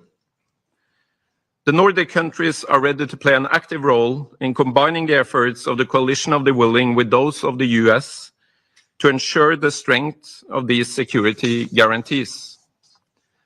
There must be no limitations on Ukraine's armed forces or on its cooperation with third countries. Ukraine is the only one who can decide which alliances it seeks. It has been said before in this chamber, but it needs to be repeated. The situation for Ukrainians living under Russian occupation is deeply alarming. Human rights are violated. Deported and forcibly transferred children must come home safely. Thousands of illegally detained civilians should be released immediately. We demand that Russia complies with international humanitarian law and allows full, safe, rapid, and unimpeded humanitarian access in the occupied territories. Mr. President, Russia's war against Ukraine and its continued hybrid activities against Europe must come to an end now. We, the Nordics, will continue to scale up our military and civilian support to Ukraine, in close collaboration with the US, with the EU, and partners across the world. As long as Russia continues its war of aggression, we, together with partners and allies, will continue to increase the pressure on Russia's war economy. I thank you. Agradezco a la delegación. I thank the delegation of Norway for their statement. I give the floor to the delegation of Germany. Mr. President, thank you for convening the meeting today and for the chance to speak. Let me at the outset say that I am happy that the Prime Minister of Ukraine is able to be present today. And allow me to thank Assistant Secretary Jenča for his insightful briefing at the beginning. And I would like to say that Germany aligns itself with a statement to be delivered by the European Union. Mr. President, while we are here discussing the unprovoked Russian war of aggression against Ukraine, hundreds of thousands of men, women, and children in Kiev and other cities of Ukraine are preparing for another night of fear. And as they lie down to sleep, they dread to witness yet another abhorrent attack, an attack such as the one 2 days ago, where, as the Prime Minister said, 25 people lost their lives, including 4 children, in this brutal Russian airstrike. This is an illegal attack, and it's a discriminatory attack which we utterly condemn. And I would like to join many others around the table in extending my condolences to you, Prime Minister, to your country, and especially to the families of the victims. Of course, just as many others, we were shocked to learn also that the building of the EU delegation and the British Council suffered serious damages. And of course, that a security guard of the British Council was injured and hospitalized through this attack.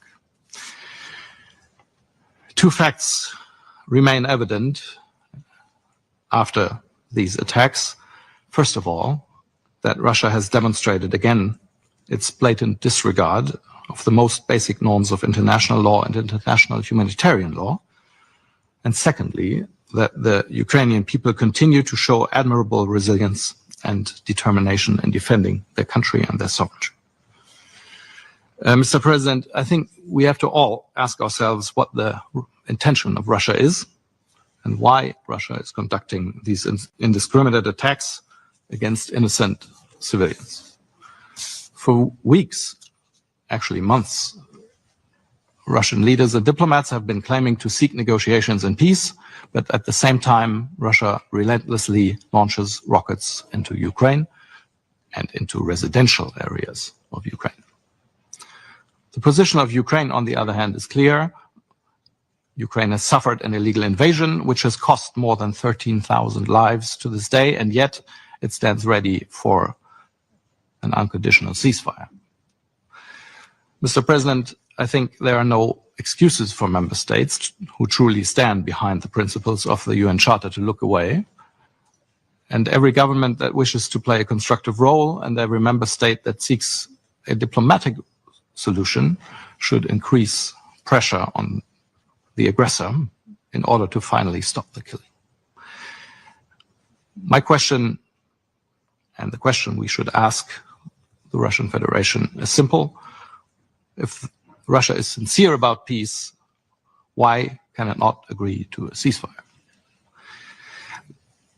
Let there be no doubt, Germany, together with its European allies and others, will spare no effort to achieve an immediate and comprehensive ceasefire and ultimately just and lasting peace and long-term security for the people of Ukraine that must be rooted in the principles of the UN Charter. The territorial integrity of UN member states must be respected and international borders must not be changed by force. Germany, together with its allies, will support Ukraine in its right to defend itself as long as it takes. Mr. President, every night the people of Ukraine have to spend in fear is one too much, and it is time to act. Thank you very much. a la delegación de Alemania. I thank the delegation of Germany for their statements. And now give the floor to His Excellency, Mr. Stavros Lambrinidis, head of the European Union delegation to the United Nations. Mr. President, thank you for convening this emergency meeting, and thank you to ASG Jenscha for his updates, and a really warm welcome to the Prime Minister of Ukraine in this chamber. An honor to have you. Colleagues, as high-level talks for peace are ongoing, as European leaders work with Ukraine and our allies to stop the killing, as we are hopefully reaching finally a moment of truth for peace in Ukraine, Russia has once again shown its true intentions with another massive and brutal overnight attack against Ukrainian cities and civilians. Ordinary civilians, including children as young as 2 years old, have paid the ultimate price for Russia's unprovoked, unjustified, and illegal aggression. Without the effective intervention of Ukrainian air defenses, who reportedly destroyed 589 out of 629 Russian drones and missiles, the civilian toll would have undoubtedly been dramatically higher. I was shocked to learn that multiple Russian missiles also struck close to the EU delegation in Kiev, causing severe damage to our premises by the shock waves. Fortunately, none of our colleagues were injured, but a security guard of the British Consul was. I thank many of you in this room and outside for your statements of solidarity and concern, which I promise you I will convey to my colleagues in Kiev. We will, of course, not be intimidated. Such blatant violations of international law and the inviolability of diplomatic premises only strengthen our resolve to stand with Ukraine and to stand with the Ukrainian people. Colleagues, this latest Russian attacks are part of a broader plan. Over the past few months, Russia has intensified its attacks across Ukraine, targeting civilians and civilian infrastructure, intentionally directing an attack against civilians or civilian objects is a war crime, in case anyone needs to be reminded of it. The increasingly tone-deaf and hypocritical statements the Russian Federation makes in this chamber simply underscore the cynical intentionality of their continued aggression against a sovereign country, a free country, and blatant violations of international law. Our objective, dear friends, remains clear. The European Union supports an immediate, full and unconditional ceasefire. We also welcome the efforts of the United States to seek an end to Russia's war of aggression and to stop the killing. As European Union, we contribute to these efforts in order to achieve a just and lasting peace and long-term security for Ukraine and for our continent. I urge all members of this Council to use their influence and maximize pressure on Russia now to accept an immediate ceasefire and to work towards a just and lasting peace in Ukraine. In addition, the European Union strongly condemns support by third countries and actors and entities therein, which enable Russia to sustain its war of aggression. We urge all countries to immediately cease any direct or indirect assistance to Russia in its war of aggression. Russia and its leadership must be held fully accountable for waging a war of aggression against Ukraine and for these other serious crimes under international law, as well as for the damage, the massive damage caused by its war. Colleagues, on the 21st of August, we celebrated Ukraine's Independence Day. We celebrated the exceptional resilience of Ukrainians and what they have demonstrated, the courage, the bravery in defending their right to exist as a country. Russia's continued aggression and neo-colonial actions remind us that independence and freedom can never be taken for granted. That is why the European Union will remain united in providing political, financial, economic, humanitarian, military, and diplomatic support to Ukraine as it exercises its inherent right of self-defense. Mr. President, in closing, we will continue to stand shoulder to shoulder with Ukraine in defense of the UN Charter and international law. I respectfully submit that this Council, without any wavering or any hesitation, do the same. At a time when Russia intensifies its killings and continues to pursue its illegal objectives instead of peace. Thank you. Agradezco. I thank His Excellency Mr. Lambrinidis for his statement. I now give the floor to the representative of Romania. Thank you, Mr. President, and thank you for allowing my delegation to take the floor this afternoon, the last day of your presidency, which you very steadily, steered very ably. The sense of urgency in asking to allow Romania to participate in this meeting is given by the latest massive and successive attacks undertaken by Russia against Ukraine in the last 48 hours, and even more than that. I want to thank ASG Yencha for the briefing, but I want to acknowledge very importantly the key points that the Prime Minister Zviderenko made today. I also want to put on record, Mr. President, the regrettable nature of the comment made by a permanent member of Security Council disregarding the legitimate and genuine interest of the wider international community to a matter that is so relevant for the international peace and security. We do that now as we do on many other occasions and many other issues. And I think this is the message that is echoed from this chamber, that the international community, supporting the mission of the Security Council and enabling this council, this body, which created so many expectations around the world, to fulfill the ambitions and the goals of the UN Charter. And it's very much important to continue to respect each other and to continue exactly along a path of cooperation, understanding, with the principles of international law and the Charter at the core of our work. Now, the latest missiles attack on Kiev on 27th of August was followed less than 24 hours later by a drone attack on a Ukrainian ship on the Danube Delta near the Romanian border and near the Black Sea. We are waiting for further details about the impact of the attacks, but the civilian lives of those living nearby the Danube River were irresponsibly put at risk. In this context, I would like to put on record our strong condemnation of Russia's continuous and indiscriminate attacks affecting the sovereignty of Ukraine in the immediate vicinity of Romania.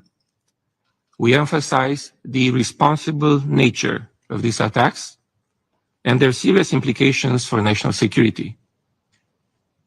We are appalled by the frequent and large missiles and drone attacks on Kiev, targeting civilians, civilian infrastructure, and again, diplomatic compounds. And we stand in solidarity with our partner countries, with Ukraine, and we continue to support Ukraine as long as it takes to reject this blatant aggression. The latest attacks launched by Russia in the last 48 hours confirm Moscow's pattern of aggression against Ukraine on land or by sea and river. The war triggered by Russia affects maritime security on the Black Sea and the commercial shipping, both regionally and globally. And these continuous attacks are not the path to peace. And we need peace. In February 2025, this year, the General Assembly and the Security Council agreed on that. We need a comprehensive, just, and lasting peace in Ukraine that puts at its core the principles of the UN Charter and international law.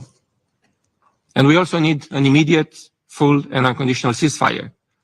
Just like other speakers previously, Romania welcomes the efforts undertaken by the United States to put an end to Russia's war of aggression and to save lives. And last but not least, Mr. President, accountability is more needed than ever as we keep witnessing Russia's actions against fundamental principles enshrined in the UN Charter and the Human Rights Universal Declaration. The war started 3.5 years ago by Russia is not only against Ukraine and its people, We have said it time and again.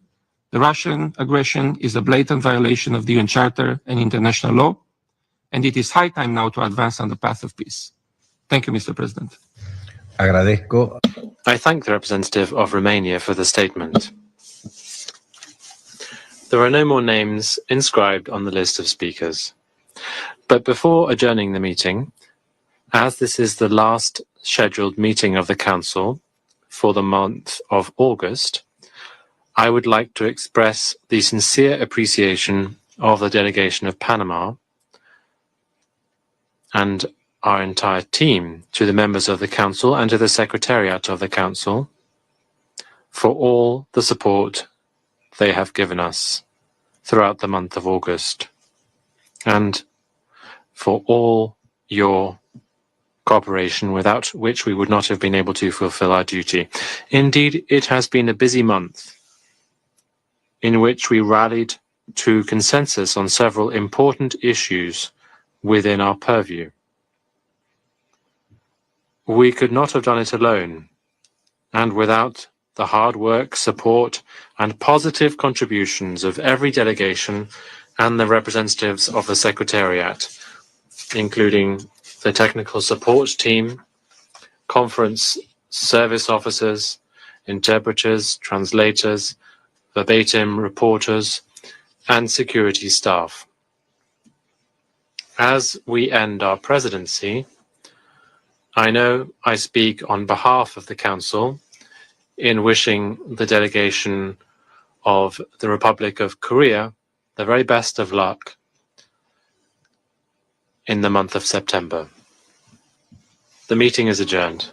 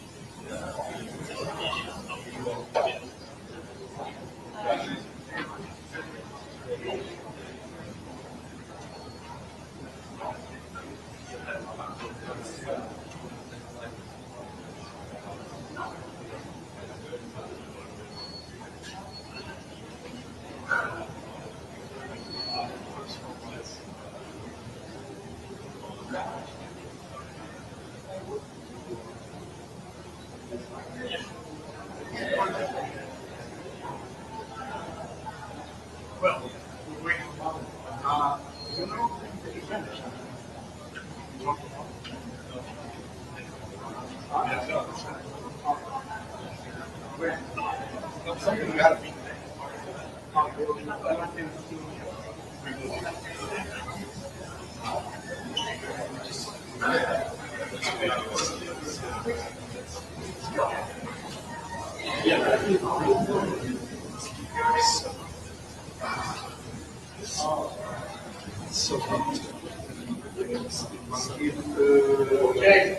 the key is open.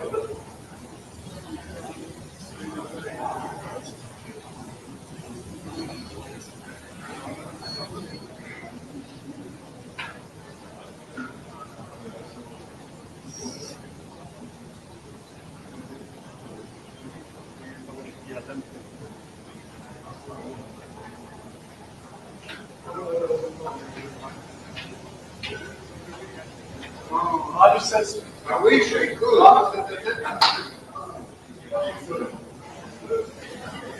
No. Here is good. Not on the beach.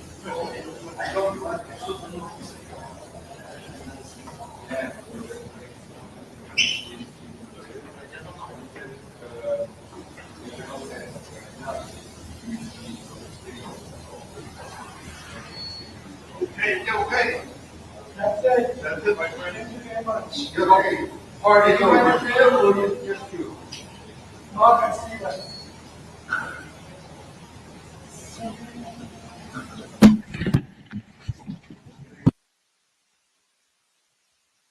Hey, what happened? Stakeout headset?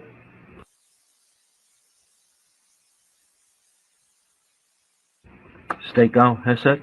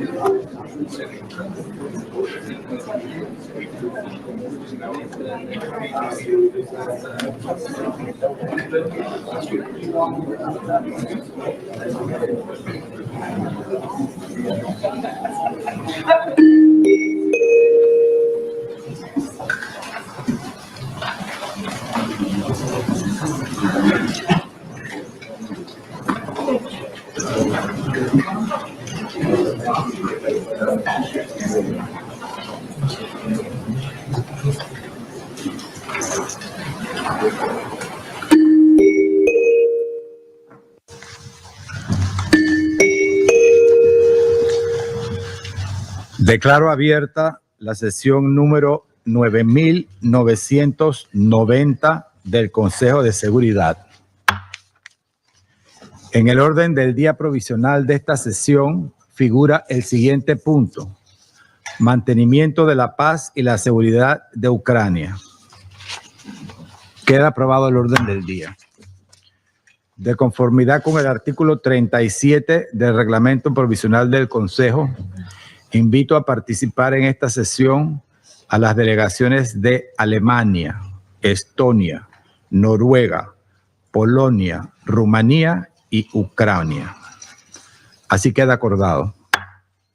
En nombre del Consejo, doy la bienvenida a la excelentísima señora Yulia Sviridenko, primera ministra de Ucrania, que nos acompañará en el curso de la sesión. De conformidad con el artículo 39 del Reglamento Provisional del Consejo, invito a participar en esta sesión al señor Miroslav Yencha, subsecretario general para Europa, Asia Central y las Américas del Departamento de Asuntos Políticos y de Consolidación de la Paz y del Departamento de Operaciones de Paz. Así queda acordado.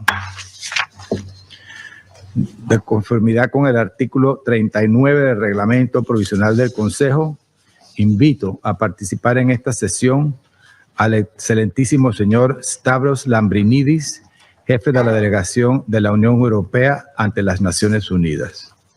Así queda acordado. El Consejo de Seguridad comenzará ahora el examen del punto 2 del orden del día. Doy ahora la palabra al señor Miroslav Yencha. Muchísimas gracias, señor presidente. Mr. President, yesterday the Secretary General condemned the Russian Federation's overnight missile and drone attacks that killed and injured many civilians, including children, across Ukraine.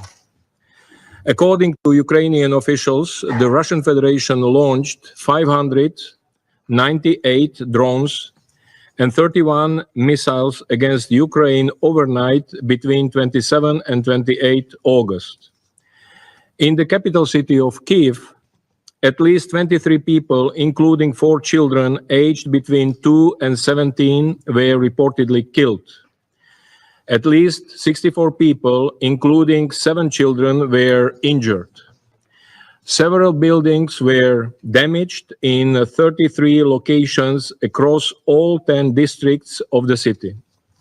Most of the fatalities occurred in the Darnitsky district of Kiev, where a missile reportedly struck a 5-story residential building, demolishing it from the 1st to the 5th floor. The attack also severely damaged the diplomatic premises of the delegation of the European Union in Kiev and the British Council building. Across Ukraine, air raid sirens kept residents awake, seeking shelter in nearly all regions of the country. Civilian casualties were reported in Chernihiv, Kharkiv, Zaporizhia, Donetsk, and Kherson regions of Ukraine. In Vinnytsia region, a Russian attack reportedly struck a train depot. Yesterday's strikes are only the latest in the brutal escalation of countrywide aerial attacks. Just a week ago, overnight between 21 and 22 August, Russia reportedly launched 574 drones and 40 missiles on Ukraine. As a result, one person was killed in the western city of Lviv. In the southwestern Transcarpathia region, 15 people were wounded. These strikes on regions far from the front lines demonstrate the dangerously expanding geographic scope of this war. In July, the Office of the High Commissioner for Human Rights, OHCHR, recorded rising civilian casualties across 18 regions of Ukraine and in Kiev city. With at least 1,674 civilian casualties, 286 killed, and 1,388 injured, July set a new tragic record for monthly casualties since May 2022. In total, OHCHR has verified that since the start of the Russian Federation's full-scale invasion of Ukraine in February 2022, 14,054 civilians, including 730 children, have been killed in Ukraine. 36,164 civilians, including 2,263 children, have been injured. The impact of the conflict has also spread to the Russian Federation, where local authorities have reported civilian casualties, including in the Belgorod, Kursk, and Bryansk regions bordering Ukraine. On 24 August, Russian officials reported that a fire broke out after a Ukrainian drone was shot down near the Kursk nuclear power plant, damaging a transformer at the site. We have also several reports of Ukrainian strikes on oil refineries inside Russia. While the United Nations is not in a position to verify these reports, the growing impact of the conflict on the civilian population in the Russian Federation is of concern too. We once again reiterate that attacks against civilians and civilian infrastructure violate international humanitarian law. We condemn all such attacks wherever they occur. They are unacceptable and must end immediately. Mr. President, we are also concerned about the impact of the expanding and escalating fighting on the humanitarian situation in Ukraine as we are entering the fourth winter of the full-scale war. The United Nations remains fully committed to supporting Ukrainian civilians. So far this year, together with our humanitarian partners, we have reached 3.8 million people with aid. Furthermore, targeted winter support preparations are underway for 1.7 million people through the 2025-2026 winterization response plan. However, for us to be able to continue our life-saving work, scaled up and flexible donor support is urgently needed. We also continue to urge the sides to fulfill their obligations under international humanitarian law, and allow for the safe, rapid, and unimpeded humanitarian access to civilians in need, no matter where they are or who controls the territory. Mr. President, the mounting death toll and devastation caused by the intensifying fighting over the summer run counter to the significant efforts over the past few months to give diplomacy a chance.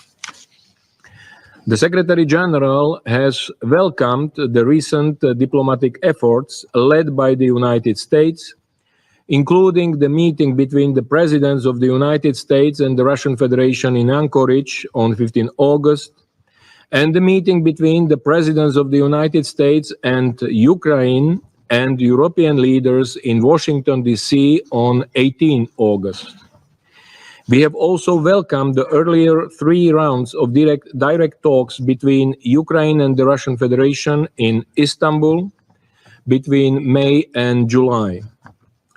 We commend the exchanges of prisoners of war that have continued to take place as a result of these contacts. Most recently, on 24 August, an exchange facilitated by the United Arab Emirates brought 146 prisoners home from each side.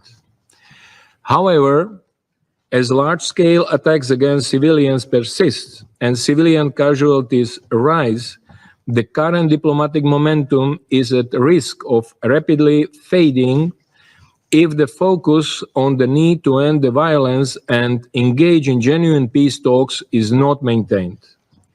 We therefore urge all concerned to urgently de-escalate the situation and to redouble efforts to create conditions for inclusive diplomatic efforts towards a cessation of hostilities and a just peace.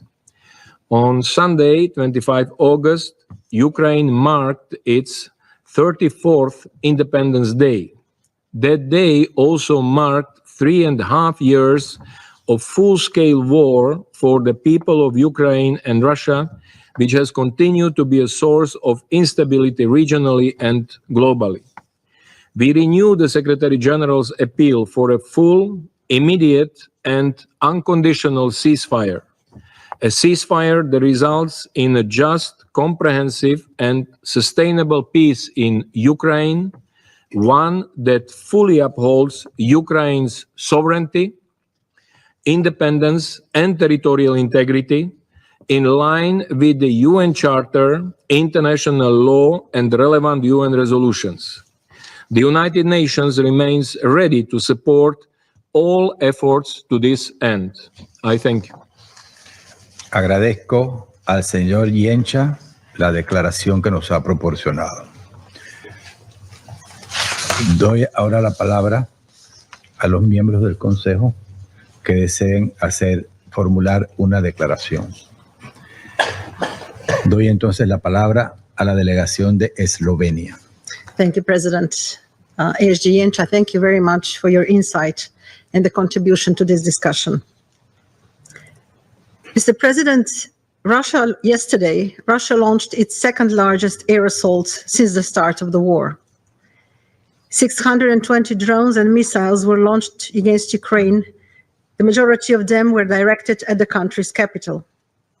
The attack on the city caused over 60 civilian casualties. Among them are at least 23 dead, including 4 children. Several multi-story residential buildings were destroyed. Shock waves from one of them damaged the nearby premises of the delegation of the European Union and the British Council. These are not military targets. Aerial attacks in massive waves on densely populated urban areas with explosive weaponry have no justification. They cannot be explained away by claims of pursuing military goals. Months of intensified attacks against civilians and civilian objects demonstrate a clear escalation of Russia's aggression against Ukraine. They took place while peace in Ukraine is being discussed. Slovenia reiterates its condemnation of these attacks, including the most recent one. They are a blatant violation of international humanitarian law, and they must not go unpunished. Mr. President, it was encouraging for Slovenia to hear both sides committing to peace this year, numerous times. However, hopes for peace are being contradicted by actions on the ground. 2025 is rapidly becoming the deadliest year of this war. In comparison to last year, civilian casualties in Ukraine have increased by almost 50%. As we just heard, this July set a new monthly record for civilian casualties since May of 2022. Throughout the year, Russia responded to offers of peace with drone and missiles, like the latest overnight attack, which came in the midst of Ukraine's efforts to secure a summit meeting between both presidents. We are, however, stumbling on our path to peace. After months of engagement, tangible results are lacking. We need to refocus our discussions on stopping the bloodshed. We need an immediate and unconditional ceasefire. Slovenia stands ready to work towards a just and lasting peace in line with the UN. All nations have the right to shape their own future, and all people deserve to do just that. I thank you. Agradezco a la representante de Eslovenia su declaración. Doy ahora la palabra a la delegación de Dinamarca. Thank you, Mr. President. And I also wish to thank Assistant Secretary General Jenša for his informative and sobering briefing. Denmark, along with France, Greece, Slovenia, and the United Kingdom, supported Ukraine in its call for this urgent meeting. We did so firm in our conviction that when faced with a clear and blatant threat to international peace and security, this Council has a responsibility to act. Just yesterday morning, as we've heard, Russian airstrikes once again rained down on Ukraine in what has been reported as the second largest wave of attacks in this brutal 3-year war. Denmark strongly condemns these attacks, which killed at least 23 civilians, including 4 children, and injured dozens more. One of those who tragically lost their lives was a 2-year-old girl, born during Russian airstrikes on Kyiv and killed by Russian airstrikes on Kyiv.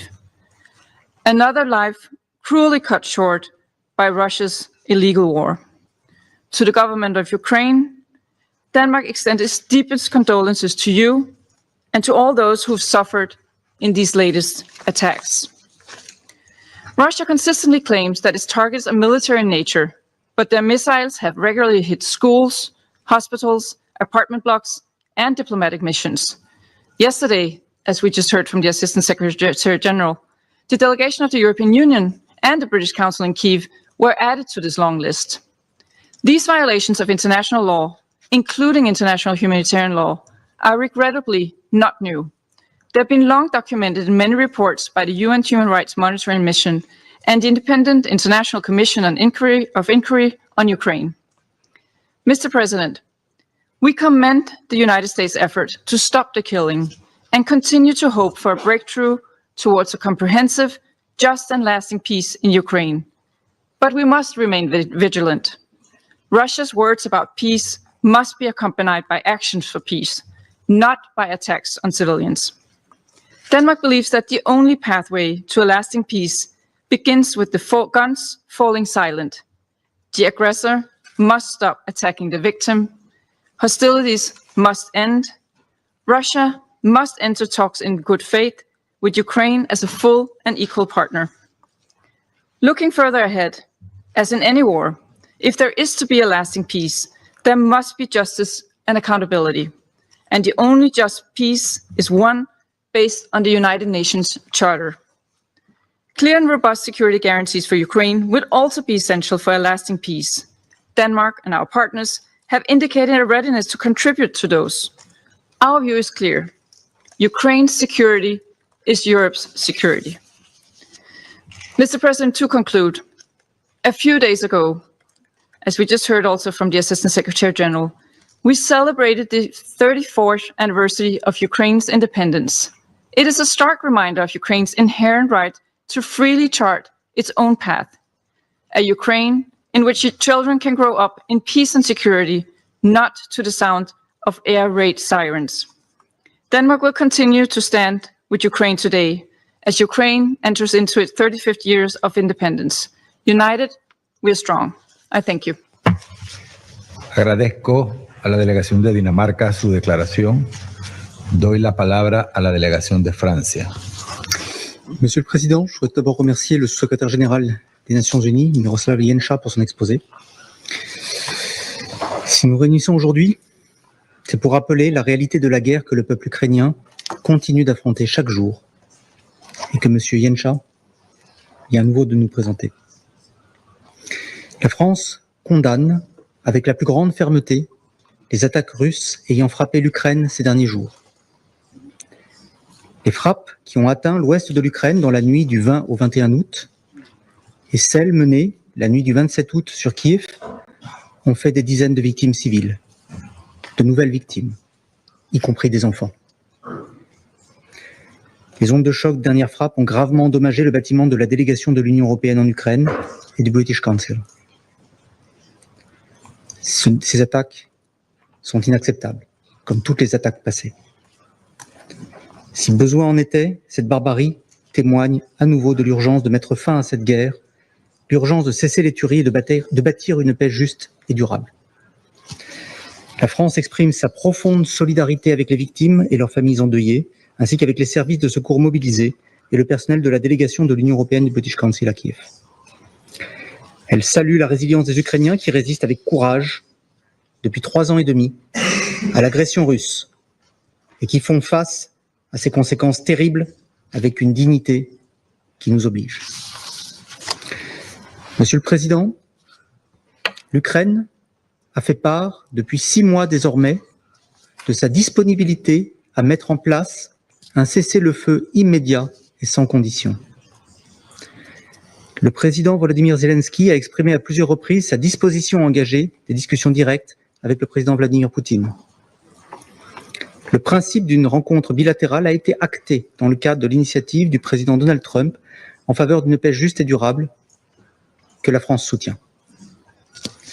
Pourtant, 2 semaines plus tard, le président russe n'a toujours pas donné suite et la Russie poursuit ses frappes meurtrières sur le territoire ukrainien. Moscou veut nous faire croire qu'il recherche la paix. Mais ces actes démontrent qu'elle n'a aucune intention de cesser le feu, ni de négocier de bonne foi une paix durable en Ukraine. La Russie n'a fait que répondre aux multiples propositions sincères de pourparlers en intensifiant ses frappes sur le territoire ukrainien. Elle n'a fait que cibler les civils en violation des règles et principes du droit international. Faut-il le rappeler? Les attaques indiscriminées contre les civils constituent des crimes de guerre. Ce Conseil doit être à la hauteur de ses responsabilités. En février dernier, il a appelé à une fin rapide des hostilités dans sa résolution 2774. Alors que la Russie viole depuis des mois cette résolution, qu'elle a pourtant soutenue, le Conseil doit être cohérent.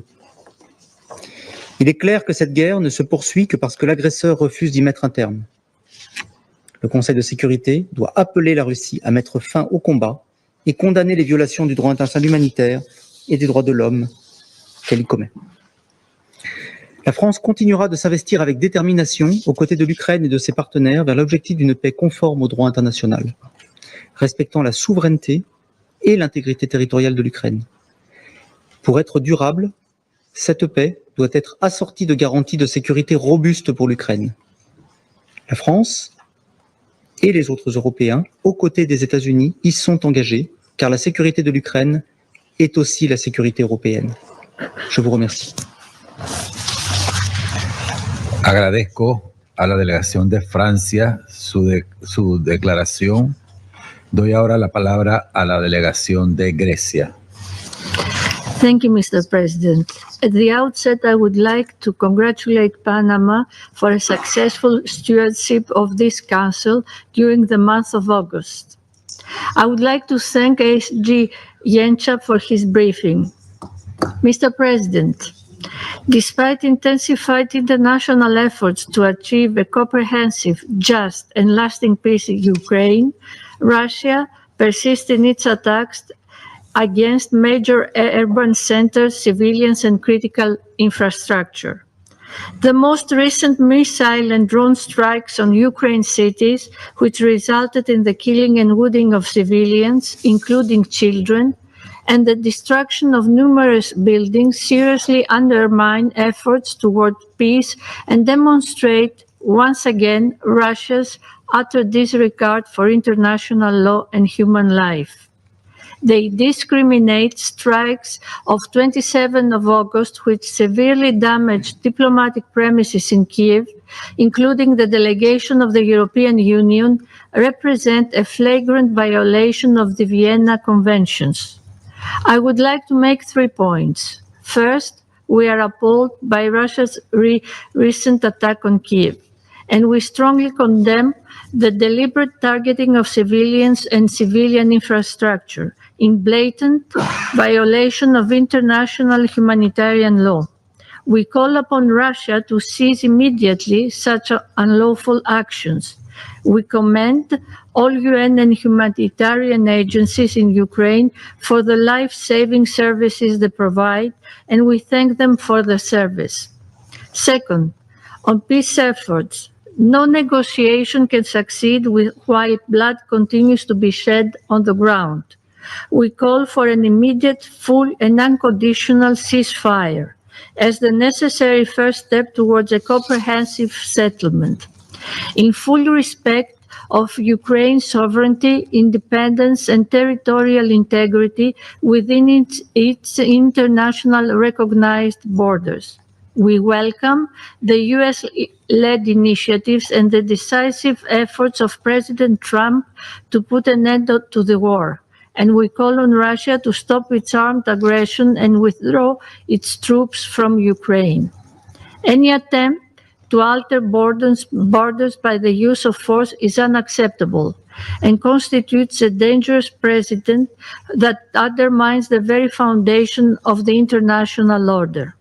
Third, no peace imposed upon Ukraine could ever be sustainable. A permanent peace agreement cannot be decided without Ukraine. It must rest on credible and enforceable security guarantees to prevent any recurrence of aggression in the future. Mr. President, Greece reiterates its unwavering solidarity with the people of Ukraine who have endured the devastating consequences of Russia's full-scale invasion for over 3.5 years. The war must end. We stand ready to support all international efforts aimed at securing a just, sustainable, and lasting peace, in full conformity with international law, the UN Charter, relevant UN resolutions, and the Helsinki Final Act. I thank you. Agradezco a la delegación de Grecia su declaración. Doy la palabra a la delegación del Reino Unido. Thank you, President, and I echo Greece's thanks for your stewardship of the Council in August. I'd also like to thank ASG Yencha for briefing us this afternoon. I also look forward to the participation of Her Excellency, the Prime Minister of Ukraine, in today's meeting. Only yesterday, the representative of the Russian Federation stood just outside this chamber and said to the media, I quote, "We believe in peace. We believe in diplomacy." Yet Russia's attack on Ukraine just the night before was one of the largest aerial attacks of its war. Russia says it believes in peace and diplomacy. Such brutal attacks say the opposite. Russia deployed nearly 600 drones and 31 missiles in an attack that hit civilians and civilian infrastructure. Among the homes and buildings destroyed in Kyiv, the British Council and the EU delegation suffered extensive damage. Deliberate targeting of civilian infrastructure and civilian objects is a violation of international humanitarian law. At least 23 people, including 4 children, were killed by these strikes, and dozens more were wounded. We extend our condolences to the families and friends of those killed. It has been reported that among the children who were killed, the youngest was 2 years old. The Kremlin's actions reflect no desire for peace or diplomacy that I can detect. We are appalled by the suffering that Russia has inflicted on civilians, including a guard at the British Council Office who was among those injured and hospitalised. We're equally outraged by the damage these strikes caused to neighbouring EU delegation building. But if Russia thinks it can intimidate us, it is wrong. This will only strengthen UK and Western resolve to support Ukraine. These strikes are the actions of a Russian government that is hell-bent on destroying Ukraine and sabotaging international peace efforts. As my Prime Minister has said, quite simply, this bloodshed must end. And there remains only one solution. Putin must, as Zelensky has done repeatedly, agree to a full and unconditional ceasefire immediately. President, every time I have to deliver a statement which marks another milestone in Russia's violence, I'm joined by 13 of my fellow council members, 14 Security Council members calling for a cessation of hostilities. It is easy to sit here and say that there must be peace. Yes, we all want peace, but only one of us has the power to make that happen immediately. President Putin had the power to stop this war when we called for it last month, and the month before that, and the month before that, all the way back to February 2022. How many people would still be alive today if President Putin had committed to peace and diplomacy instead of violence back then? Or better yet, if he had decided not to invade at all? I thank you. Agradezco a la delegación de Reino Unido su declaración. Doy la palabra a la delegación de Sierra Leona. Thank you, Mr. President. And let me join colleagues in really extending our commendation and congratulations to you and your delegation on your successful presidency this month, as this is the last scheduled meeting. Mr. President, I thank Assistant Secretary General Miroslav Janča for his sobering briefing on the grave escalation of the conflict between the Russian Federation and Ukraine. And I welcome the participation of Her Excellency Ms. Yulia Shcheredenko, Prime Minister of Ukraine, to this meeting. Sierra Leone is alarmed by reports of continuous airstrikes on heavily populated areas, particularly of Ukraine. On 27 August, there were reports of a massive airstrike involving more than 500 drones and missiles, as briefed, killed at least 23 people, including 4 children, in Kyiv and injured over 45 others, with many still feared to be trapped under rubble. The strikes damaged residential buildings, a shopping mall, and even diplomatic premises of the British Council and the European Union. This tragic episode regrettably reflects the wilder pattern of the conflict. The first half of 2025 has witnessed relentless aerial bombardments of populated areas, leaving behind death, destruction, and despair. Hospitals, schools, universities, businesses, and critical energy and water infrastructure have all been targeted. Retaliatory strikes have also caused civilian injuries and infrastructural damage inside the Russian Federation. The UN Human Rights Monitoring Mission in Ukraine reported that July 2025 registered the highest number of casualties, civilian casualties, since the early days of the conflict, with 286 civilians killed and 1,388 injured. August appears to be continuing this devastating trend. The toll since 2022 is staggering. More than 50,000 casualties alongside the displacement of over 10 million people.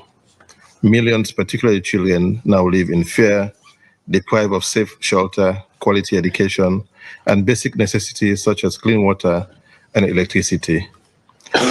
More than 1,600 educational facilities have been damaged or destroyed, compounding their plight. Salon deplores the deliberate targeting of civilian and civilian infrastructure. International humanitarian law is unequivocal. Such attacks constitute war crimes. We stress that the principles of proportionality, precaution, and distinction must be fully respected. Operations near nuclear installations or other critical civilian sites are particularly unacceptable and risk catastrophic consequences. We therefore reiterate our call on the involved parties to prioritize the protection of civilians, to cease indiscriminate attacks, to refrain from military operations in and around civilian infrastructure, and to ensure humanitarian corridors are respected. Compliance with international law, including human rights law and the Geneva Conventions, is not optional. It is obligatory. We commend the ongoing humanitarian aid coordination efforts led by the United Nations Humanitarian Coordinator and facilitated by OCHA under extremely difficult circumstances.